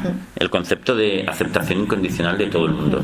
Que eso no significa que hay que protegerse y que hay que evitar que una persona que está un poco loca siga haciendo daño. Pero también hay que intentar curarla. Ya. Y a uno mismo también, Incluso en el caso de la gente que arrebata la vida a otra persona, que es uno de los actos más repudiados, ¿no?, por una sociedad, ¿no? Incluso en esos casos, que tú también te has pronunciado al respecto, y yo entiendo que hay que estar un poco preparado para escucharte, porque es un tema quizá muy extremo, muy fuerte y difícil de comprender. Yo creo que entiendo lo que quieres decir, pero resulta difícil digerirlo, Sí, pero es un tema, yo creo que súper importante. Y yo insistiré una y otra vez, aunque sé que la gente pues no me entenderá y me criticará. Está bien que lo hagan porque no pasa nada, no. Yo de hecho no estoy de acuerdo conmigo muchas veces, porque cambio de opinión, ¿no? Digo, coño, no pasa nada, ¿no? Y me quiero igual, ¿sabes? Pero sobre esto, sobre el mal, la mirada de la aceptación incondicional de los demás es que cuando alguien hace algo mal es porque se ha vuelto loco. Porque de base todos somos maravillosos. Cuando teníamos 4 años, vas a un jardín de infancia y todos los niños son maravillosos. Vale, en el proceso educativo que tenemos es cuando nos volvemos locos, algunos más que otros. Por supuesto hay que evitar ese mal. A esas personas hay que apartarlas. Hay que llevarlas a unos sitios donde no puedan seguir haciendo daño. Pero una vez allí, ¿de qué sirve castigarlos? De nada. El castigo cuesta esfuerzo y la gente no cambia con el castigo. Entonces, ¿para qué sirve eso? De nada. Sin embargo, intentar curarles, cambiarlos, eso, si lo conseguimos, primero es muy rentable, porque esa persona no seguirá haciendo mal y lo podremos dejar libre. Y eso es gratis. Mantenerlo en la cárcel mucho tiempo es muy caro. Por otro lado, es bello, porque además aprendemos cómo funciona el mal y cómo podemos evitarlo antes de que se dé. Por lo tanto, es un esfuerzo que si somos inteligentes hemos de intentar hacer. Nos conviene. Y por otro lado, tener rencor, odiar a los demás, buscar venganza, es una cosa que te puede hasta aniquilar por dentro, ¿no? Es un sentimiento muy feo que hay que evitar. Por lo tanto, y por otro lado, hay otro factor, que, joder, chicos, ¿quién no ha fallado alguna vez en su vida? ¿Quién no ha hecho algún acto malo, sabiendo y sin saber? Entonces, ¿de qué te sirve cuando fallas golpearte, castigarte, meterte en un cuarto oscuro? ¿Eso sirve de algo? Si sirviese, pues te diría, hagámoslo, pero es que eso no sirve de nada. Entonces cuando, ¿sabes? En la Biblia dice una cosa que está bien, que dice, el que mata a espada, muere a espada. Y es totalmente cierto. Si tú eres muy castigador con los demás, cuando tú falles, serás igualmente castigador contigo. Eso no significa, cuidado, que no tengamos que hacer responsable a cada uno de sus actos. Y jamás hay que retirar la responsabilidad de alguien, porque entonces le impides que crezca. Hay que ser claro, no pasa nada, y cada uno con su responsabilidad. Pero otra cosa es castigar. Quizás es una fina línea, pero que es muy importante delimitarla, ¿no? Por ejemplo, ahora vamos a poner algo más polémico todavía sobre la mesa. No pasa nada. Por ejemplo, ahora últimamente han salido a la prensa casos de grandes criminales, ¿no? Todos sabemos quiénes son. Pero esas oleadas de rencor, de búsqueda de venganza, no son buenas. Otra cosa es dedicarse a combatir eso por todos los medios posibles y de la mirada más inteligente, eso sí. Pero el rencor por el rencor, además te lleva a soluciones que no son las adecuadas. Entonces, fijaos que, por ejemplo, hay un ejemplo muy claro. Estados Unidos es uno de los países con mayor porcentaje de personas en la cárcel del mundo. ¿Sabes? Incluso se hace broma diciendo, si sigue creciendo, al final estará la mayor parte de los estadounidenses en la cárcel. ¿Quién va a trabajar? Es verdad, porque no para de subir. Y es un sistema muy castigador. Os acordaréis todos de los presos ahí con monos naranjas, grilletes, y hay pena de muerte en cantidad de estados, etcétera, y no para de subir. En cambio, en los países nórdicos, Finlandia, Noruega y tal, las prisiones son como centros universitarios de reeducación. Mucho más caros que la cárcel normal, pero la gente está muy poco en prisión y cuando sale no reincide. Su índice de reincidencia es pequeñísimo. ¿Qué es más rentable? ¿Qué es más inteligente? ¿Intentar transformar a la gente o simplemente castigarlos? La prueba está clarísima. Estados Unidos, cada vez se gasta más dinero en cárceles, cada vez hay más delincuencia, cada vez hay más gente internos en prisión. En Finlandia, que tienen otra cultura sobre eso, gastan mucho menos dinero en conjunto, hay mucho menos presos y hay mucho menos delincuencia. Pues no hay color. Apostar por la transformación de la gente, creer en ella y buscar las maneras de hacerlo, o simplemente creer en el castigo, por el castigo. Yo creo que no tiene color. Lo que pasa es que aquí hay un factor que nos atenaza mucho, el miedo. Hostias, pero si alguno se escapa y lo dejamos en la calle, ese podrá violar. Ya, tranquilo. Si eso, tranquilo, que eso pasará de todas maneras, porque la seguridad absoluta no existe. Pero no tengas tanto miedo y piensa a largo plazo. ¿Qué es mejor? No hay color. Lo que pasa es que si nos dejamos llevar por la emoción del momento, tomamos malas decisiones. Lo que os decía antes de cuando yo tengo ganas de enviar un email mandándolos a la mierda. Son malas decisiones, me equivoco. Entonces yo también, cuando la primera vez que veo esa cosa en la tele, pienso, hostia, qué hijo puta, habría que matarlo, colgarlo. Pero digo, tranquilo, calma, lea Gandhi, tío, relax. Y entonces encuentro soluciones mucho más racionales. Ay, si Gandhi hubiera tenido Facebook, ¿no? Lo que hubiéramos aprendido. Bueno, y lo hubiesen matado. Porque sí, con las críticas que hay en Facebook hoy en día. Sí, desde luego que sí. Oye, ¿quieres que abramos el turno de preguntas, Rafael? Yo creo que es buen momento para que preguntéis lo que os apetezca. Como siempre hay un micrófono, así que lo vamos paseando el micrófono a quien quiera. De todas maneras, mientras la primera persona pregunta algo, de todas maneras, fijaos que esto que yo digo no tenéis por qué estar de acuerdo en absoluto, ¿no? Son ideas, visiones, no sé. También creo que tenemos como yo el primero, como una necesidad increíble que nos digan que tenemos razón, ¿no? Entonces, ante visiones diferentes, a veces nos lo tomamos mal, ¿no? Yo me equivoco un montón de veces, eso es lo que hay. Pero si no pruebas, no aciertarás nunca, ¿no? Hola, buenas tardes. Muchas gracias por venir a Bilbao. Amén, muchas gracias a ti. Y me he quedado pensando en una cosa que has dicho al principio, sobre la renuncia. Yo tengo la duda de hasta cuándo, porque tú dices que hay que tener siempre una renuncia incondicionada, ¿no? Entonces, por ejemplo, yo pienso, pues personas que te hayan podido hacer daño o situaciones muy desagradables de la vida. Pues, por poner un ejemplo, tú dejas un dinero, yo sé, una gran cantidad de dinero a alguien y tienes que renunciar a que te lo devuelva. Por ejemplo, es un ejemplo tonto, pero... Está muy bien, muy buena pregunta. O situaciones que yo quiero hacer algo por mí mismo y hasta dónde tengo que llegar, cuándo tengo que renunciar o cuándo tengo que seguir intentándolo. Muy buena pregunta. Es muy buena pregunta porque se trata de una renuncia mental, no de facto. Es decir, bueno, si esa persona no me devolviese nunca el dinero, ¿yo podría ser feliz? ¿O es el fin del mundo de la guerra nuclear? O sea, es una renuncia si tuviera que ser, pero intentaré que no sea así. Si tienes ganas, ¿por qué no? Pero ahí te digo, cuando trabajes por conseguir algo, hazlo desde la ilusión y desde el amor. Pero para hacerlo desde la ilusión y desde el amor, tienes que renunciar primero a la posibilidad, ¿no? Yo, por ejemplo, ahora os anuncio una cosa que yo ahora tengo, no quiero dar muchos detalles, pero tengo un pleito con unas personas, tengo que hacerlo, ¿no? Bueno, quiero hacerlo, ¿no? Pero mi ejercicio es el siguiente. A ver, si no lo hiciera, ¿yo podría ser feliz? Por supuesto que sí, joder. Pero si podría ser feliz en la montaña con mis animales. Perfectamente. Bueno, pero ¿quieres hacerlo? Sí. ¿Por qué no?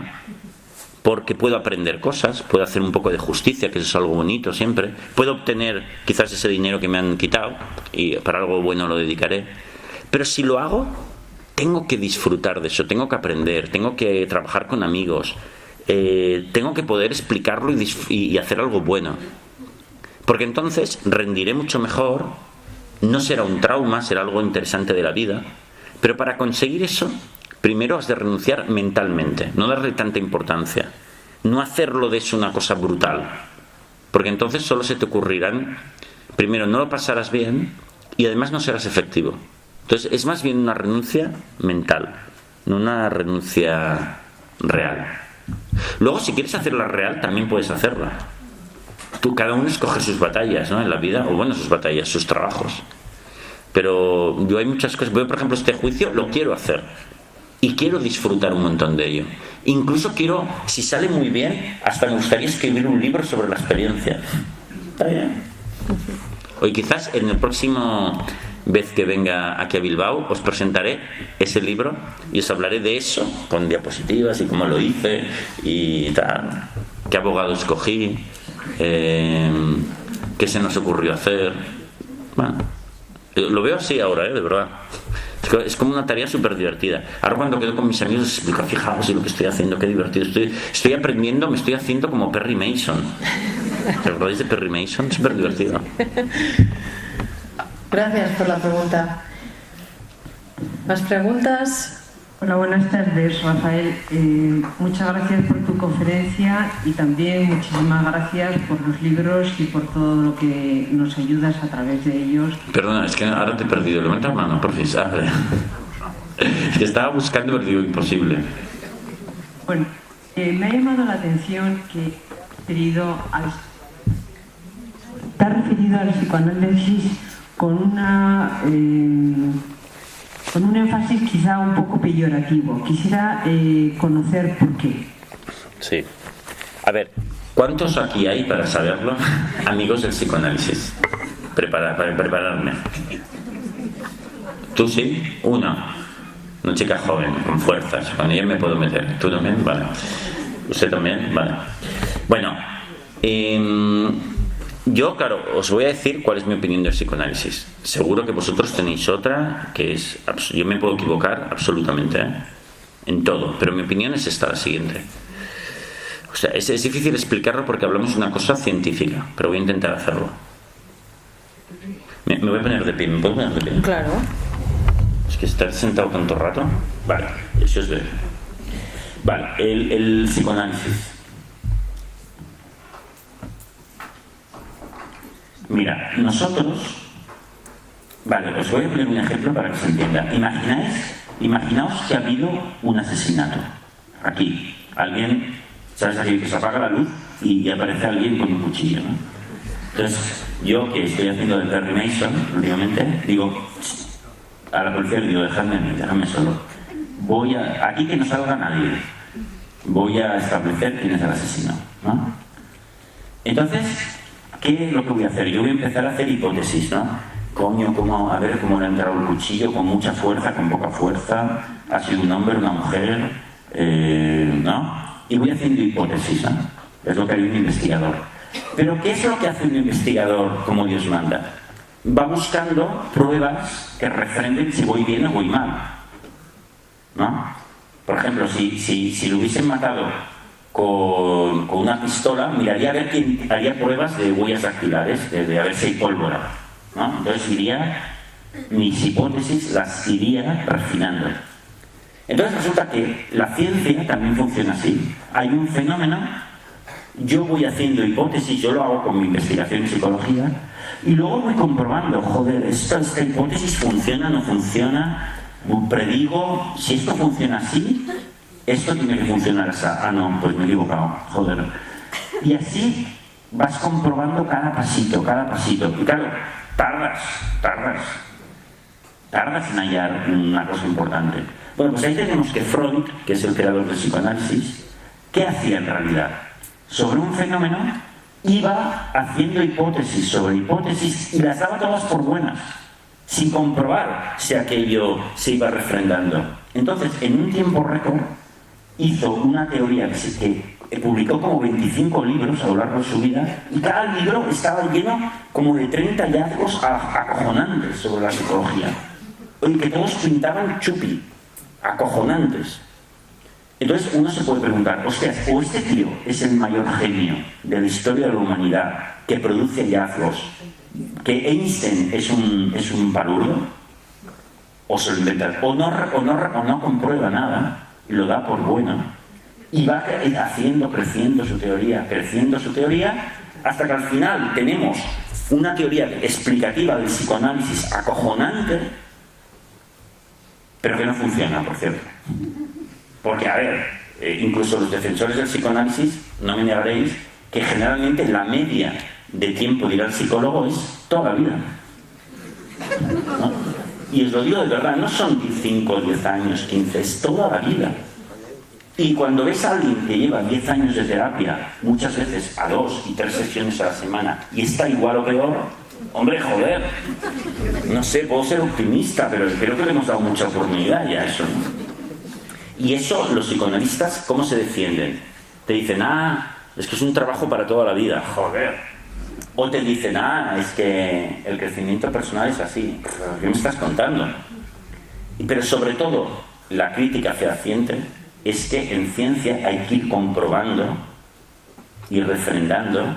Fijaos que, por ejemplo, la teoría de la relatividad de Einstein, que por cierto es una fórmula, Freud hacía 10.000 fórmulas, en un año hacía 50.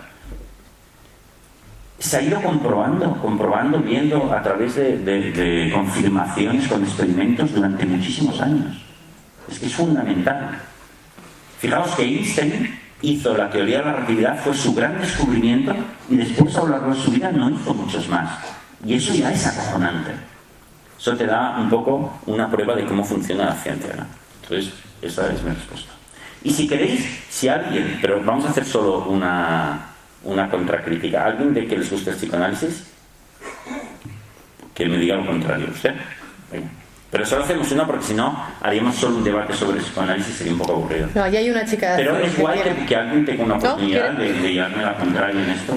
Hay otra chica detrás. A ver. Declaramos en contra, digamos. Ajá, vale. O sea, no amiga ni enemiga. Vale, alguien que argumente... Alguien que quiera decir algo sobre esto, y así damos una palabra que si no sería un poco injusto. Y si alguien quiere defender a la Cifuentes, también, ¿eh? No, porque yo no la he atacado. No, yo quiero hablar. Pero es mi opinión, me puedo equivocar, ¿eh? Cuidado. Y no, yo creo que el psicoanálisis absolutamente es un aprendizaje del ser humano. Perdone, le interrumpo un poquito. Yo no responderé, si os parece. Este señor, ¿cómo se llama usted? Emilio. Nuestro amigo Emilio dará su opinión y después cada uno que investigue, decida. Claro, es que no quiero crear polémica porque yo te sigo hace mucho tiempo y te he oído 1000 veces estar en contra del psicoanálisis cosa que a mí me ponía de bastante mala hostia cuando estaba en mi casa y te veía en la televisión. Pero vamos, porque yo... Lo entiendo. Yo llevo 40 años con psicoanálisis, y voy a estar toda la vida, claro, porque a mí me hace crecer, a mí como ser humano me hace crecer. Y tú acabas ahora en este coloquio que estamos teniendo, en esta conferencia, acabas de tener una cosa que has dicho, que la terapia no es necesaria, has dicho que la terapia no es necesaria, y de repente a la media hora sí acabas de decir que hay a un montón de gente que hay que curar, hay que curarles. ¿Y cómo les curas? ¿Con un diazepam? No, les curas con terapia.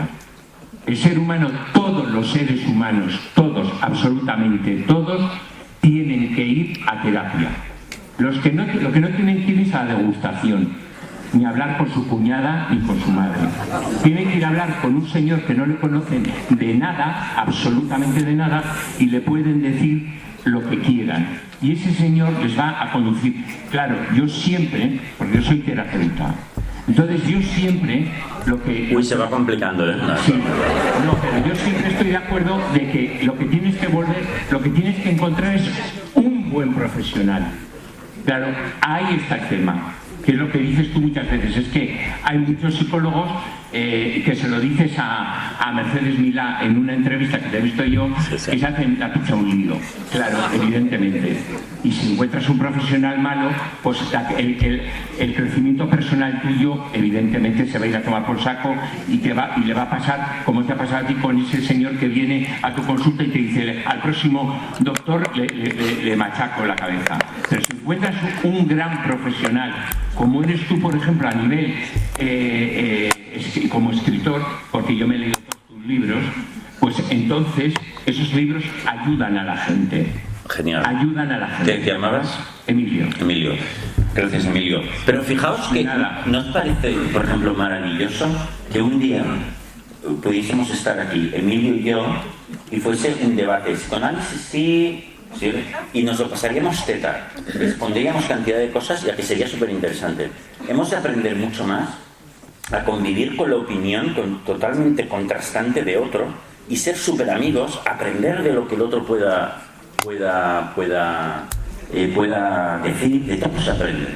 Y entonces yo creo que es muy importante, que sería muy bonito que en nuestra sociedad recuperemos la disensión total, ¿sabes? Porque es guay, eso no pasa nada. Pero sobre todo con mucho cariño y mucho respeto. Y eso es fantástico, porque cada uno que piensa lo que quiera. Yo, por ejemplo, digo, existe Dios, existe el más allá. No tengo ni puta idea, pero a veces pienso que sí, a veces que no. Yo qué sé, coño, no sé, está bien. ¿Quién sabe las cosas? Podemos, desde toda la humildad, intentar aportar pruebas, cosas, aunque tengamos opiniones muy firmes, pero también estar abiertos a las opiniones de los demás. O sea que muchas gracias, Emilio. Venga, una más. Sí, buenas tardes, José. ¿José? Sí. Quería solamente decir que creo que hoy día está apareciendo un tipo nuevo de dependencia en chavales de cierta edad que ya difícilmente se puede familia educar. En el sentido de videojuegos o juegos en red o historias de estas, creo que muchas familias conocemos que hijos con unas edades ya difícilmente soportan sus frustraciones. Me gustaría saber qué tipo de ayuda podrían tener esos padres con respecto a hijos de una edad en que difícilmente puedes ejecutar algún tipo de, no sé, sí, de influencia muy directa, ¿no? Y luego aparte porque no aceptan ir a terapia o porque no aceptan, se consideran posición de la verdad, etc. Sí. Me gustaría saber tu opinión. Muy bien. Mirad, la educación infantil tiene dos patas. No una, tiene dos. O tres. Una cosa fundamental en educación es darles a los chavales su responsabilidad sobre su vida, devolvérsela, porque un gran problema que tenemos en la educación actual por parte de los padres es que les sustraemos la responsabilidad a los niños protegiéndoles demasiado. Entonces no crecen, porque no se dan cuenta que todo tiene una consecuencia. No pasa nada, todo tiene una consecuencia, la asumes y tomas tus decisiones. Pero así crecemos, ¿no? Por ejemplo, nosotros no nos tiramos pedos en los ascensores, coño, porque nos mirarían fatal, nuestros compañeros de curro no querrían subir con nosotros, pues, coño, pues te cortas. Y acabas viendo que, joder, ¿no? Que no hay que tirarse pedos en los sitios, normal. O sea, bueno, las cosas tienen unas consecuencias, pero las aprendemos rápido, muy fluidamente, perfecto. Y maduramos. Por lo tanto, los niños tenemos que darles toda la responsabilidad, tienen que asumirla y no sustraerla. Dicho esto, a los niños pequeños podemos ponerles un montón de normas y obligarles a cumplirlas, pero claro, a medida que crecen ya no. Y eso, en las relaciones entre adultos, ya no podemos exigirle cosas a la gente. Por ejemplo, tú a tu mujer o a tu esposo ya no le puedes exigir cosas, le tienes que convencer. Y es lo normal, porque si no sería una marioneta tuya. ¿Quién quiere vivir con una marioneta? Yo no. Yo quiero vivir con alguien con criterio, joder. Entonces ahí hay que usar, a medida que el chaval crece, y crecientemente a partir de los 8, 9, 10, 11, 12 años, hay que empezar a usar ya la persuasión. Porque si no, la obligación cada vez es menos efectiva. Y más o menos a partir de los 11, 12 años se ha acabado. Ya no le puedes obligar a nada a un niño. Porque te va a decir que sí, pero luego no lo va a hacer. Entonces allí tienes que ser una persona muy persuasiva. Entonces hay 3 patas, 3 P's del cambio con los adultos, pero también con tu mujer, también con 3 patas del cambio, que son la persuasión, la pedagogía y la perseverancia. Porque para cambiar, los seres humanos necesitamos estas 3 cosas. Por ejemplo, yo, si quiero de repente adelgazar, ir al gimnasio, ponerme en forma, cosa que cuesta, si no estoy habituado, primero tengo que estar muy convencido de que mola, de que quiero hacer eso, de que me voy a poner súper cacha, súper guay, súper sano, y que es un gran objetivo. Si ya no tengo mucha motivación, no lo voy a conseguir, porque las cosas no son fáciles. Entonces tu hijo, a lo mejor, tiene esa adicción y tiene que estar muy convencido de que va a ser una cosa fenomenal no tenerla. Pero claro, si él no lo ve claro, a priori, ¿cómo va a acumular todas las fuerzas necesarias para lograrlo? No lo va a lograr, porque no es fácil. Por lo tanto, el primer paso es que le convenzas.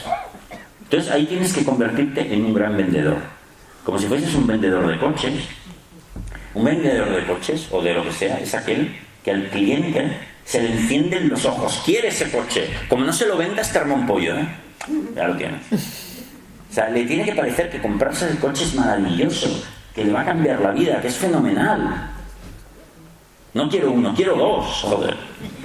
Entonces tú tienes que convencerle que no usar, que llevar otro tipo de vida va a ser para él súper ganador.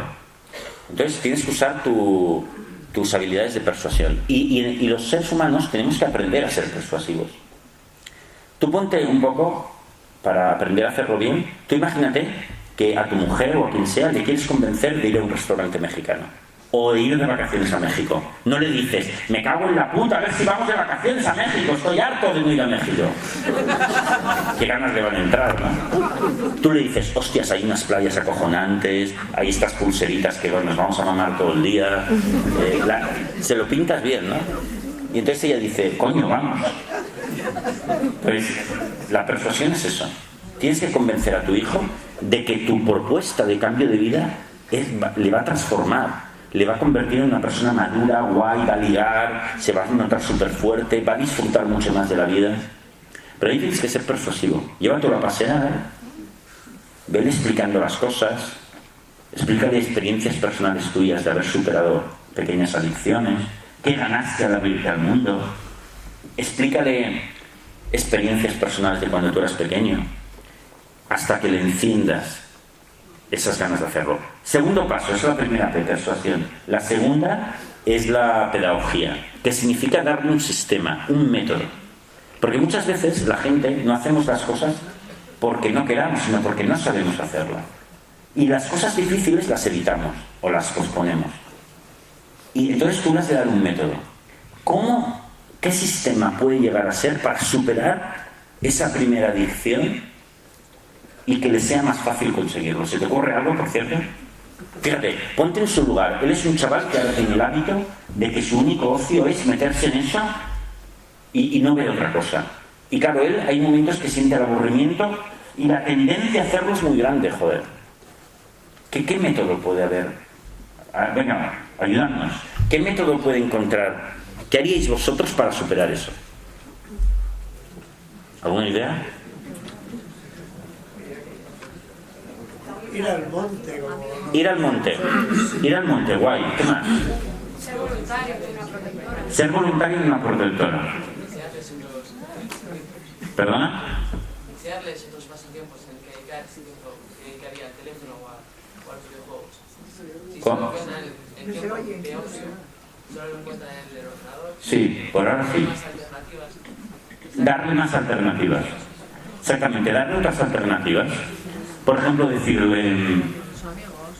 Sí, a veces es una cosa tan sencilla, por ejemplo, como puede ser, mire, chaval, hijo mío, vamos a hacer una cosa. Tú, en cuanto salgas del cole, comes, te haces la siesta, vamos a hacer una cosa.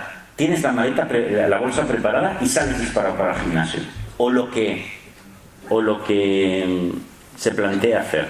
Y haz cosas con gente, porque entonces te olvidarás de esa adicción. Es decir, hay truquitos que permiten que una adicción sea más fácil de pasar. Por ejemplo, no te quedes en casa una hora solo sin hacer nada, de entrada. Sino, llegas a casa, por ejemplo, algo de timing, ¿no? De tiempo. Pequeños trucos que hagan más fácil que él pueda hacer eso. Pero ofréceselo tú, porque entonces será mucho más probable que le sea más fácil conseguirlo. Y tercero, por tanto tenemos persuasión, pedagogía, y el tercero es perseverancia. Los cambios reales necesitan tiempo. Por lo tanto, has de insistir, darle tiempo, hacer prácticas, poco a poco, y al final él se podrá transformar. Lo cual significa que gritar es lo último que hay que hacer. Porque cuando gritamos a nuestro hijo, o gritamos todavía peor a nuestra pareja, para que haga un cambio, ¿dónde queda la persuasión? En ningún sitio. ¿Dónde queda el método? Le estás ofreciendo un método, ni de coña, ya deberías saber hacerlo. Y tercero, ¿le damos tiempo para lograrlo? No, esto era para ayer. ¿Quién cambia así? Nadie. Bueno, ¿cuánto tiempo tenemos? Pues creo que ya hace tiempo que no tenemos tiempo. Venga, hacemos la última pregunta. O la última cosa. Pero muy rápido, por favor, que luego habrá que firmar libros también. Hay gente que ha traído sus libros y que quiere llevarse tu firma a casa. Así que... Y hay otros que se quieren ir a tomar pinchos y vinos, que sé que es lo que hacéis cada día. Pregunta breve y respuesta breve, Rafael. Bueno, estando muy de acuerdo con lo que dices y lo que has dicho muchas veces, quiero llamar... ¿Dónde está usted? Levante la mano. Aquí estoy. Llamo la atención sobre un punto. El tema de Fiona, el caso de Fiona, que cáncer, me ha hecho pensar en un libro que leí hace tiempo que se llama Sonríe o muere, la trampa del pensamiento positivo, no sé si lo conoces, no. De Barbara Ehrenreich, que es una socióloga norteamericana. ¿Qué dice? Entonces, claro, no, ponía el ejemplo de cáncer, como con mucha gente con cáncer después se convirtió en mejor persona, y no sé qué, y dice que no, que es una putada. Y hay que una trampa del pensamiento positivo que no nos lleva a ninguna parte, sino todo lo contrario, a la regresión y no a la progresión. Ya pues lo conocías o qué te parecía. Bueno, ya pasa otra cosa. Quería saber también, quería matizar o hacer este punto, y luego por otra parte quería preguntarte, ¿por qué crees que la vida es más difícil ahora? Vale. Fíjate que has hecho trampa porque has hecho dos preguntas. Vale. Bueno, te respondo primero a la segunda. ¿Por qué la vida es más difícil? Porque tenemos más presión, o sea, más oportunidades que se convierten en obligaciones. Antes, cuando tú nacías en un pueblo, te ibas a dedicar probablemente a lo que hacía tu padre. Te ibas a casar con una de las 4 mozas libres del pueblo. Ibas a vivir en la misma casa de tus padres, seguramente, o en otra, pero a 2 calles. Era todo más sencillo, no había tanta presión, entonces la vida era mucho más sencilla. Ahora tenemos muchas oportunidades, lo cual es guay, es bueno, pero por otro lado, caemos en el fallo, en la tentación de convertir todas esas posibilidades en obligaciones absolutas. y eso se transforman en cargas. En vez de vivirlo como posibilidades que disfrutas si las consigues bien y si no, no, lo convertimos en una obligación, y es lo que fastidia el crecimiento y la oportunidad. Por ejemplo,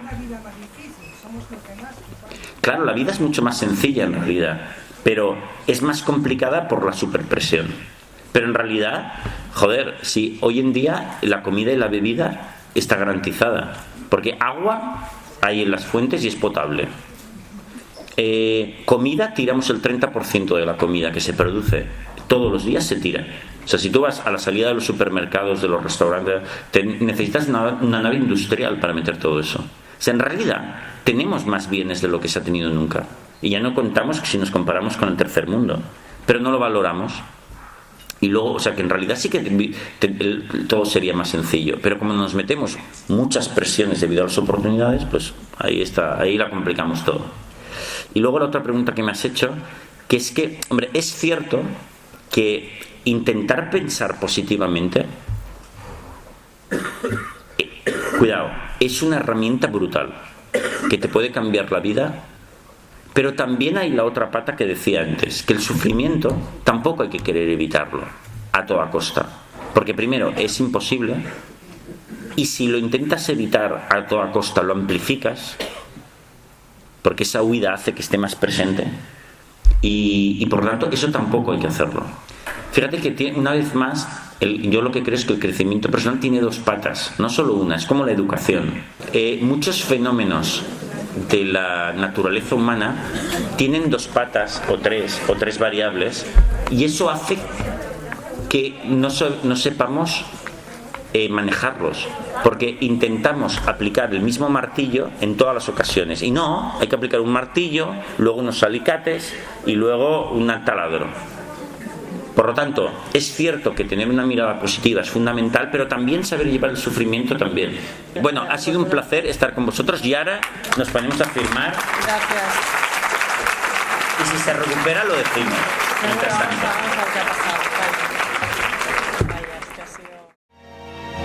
Las hijas del agua, la nueva novela de Sandra Barneda. Es hora de empezar, de echarse a andar. Es hora de dejar de esconderse, de actuar. Es hora de salir a la luz, de reivindicarse, de luchar. Es hora de decir que ha llegado nuestra hora. Hora de quitarse la máscara, de descubrirse. Es hora de las hijas del agua. Las hijas del agua, la nueva novela de Sandra Barneda. MC Radio Station.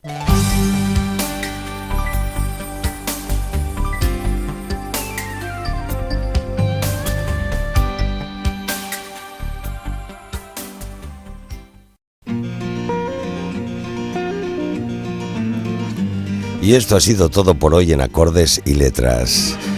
Supongo que os ha encantado escuchar a la poeta Paquita Di Pego Díaz. Paquita, muchísimas gracias por haber estado con nosotros y por todas las cosas que nos has transmitido.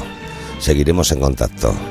Y también estoy seguro que os ha encantado escuchar a Rafael Santandreu y recordar: nada es tan terrible, nada hay tan malo en la vida que nos pueda quitar la felicidad. Hay que intentarlo por lo menos. Y también espero que os haya gustado la música de Alan Walker. Sin más, en nombre de todo el equipo de producción y en nombre de todo el equipo técnico, el saludo fuerte de Michel Casas. Gracias y hasta pronto.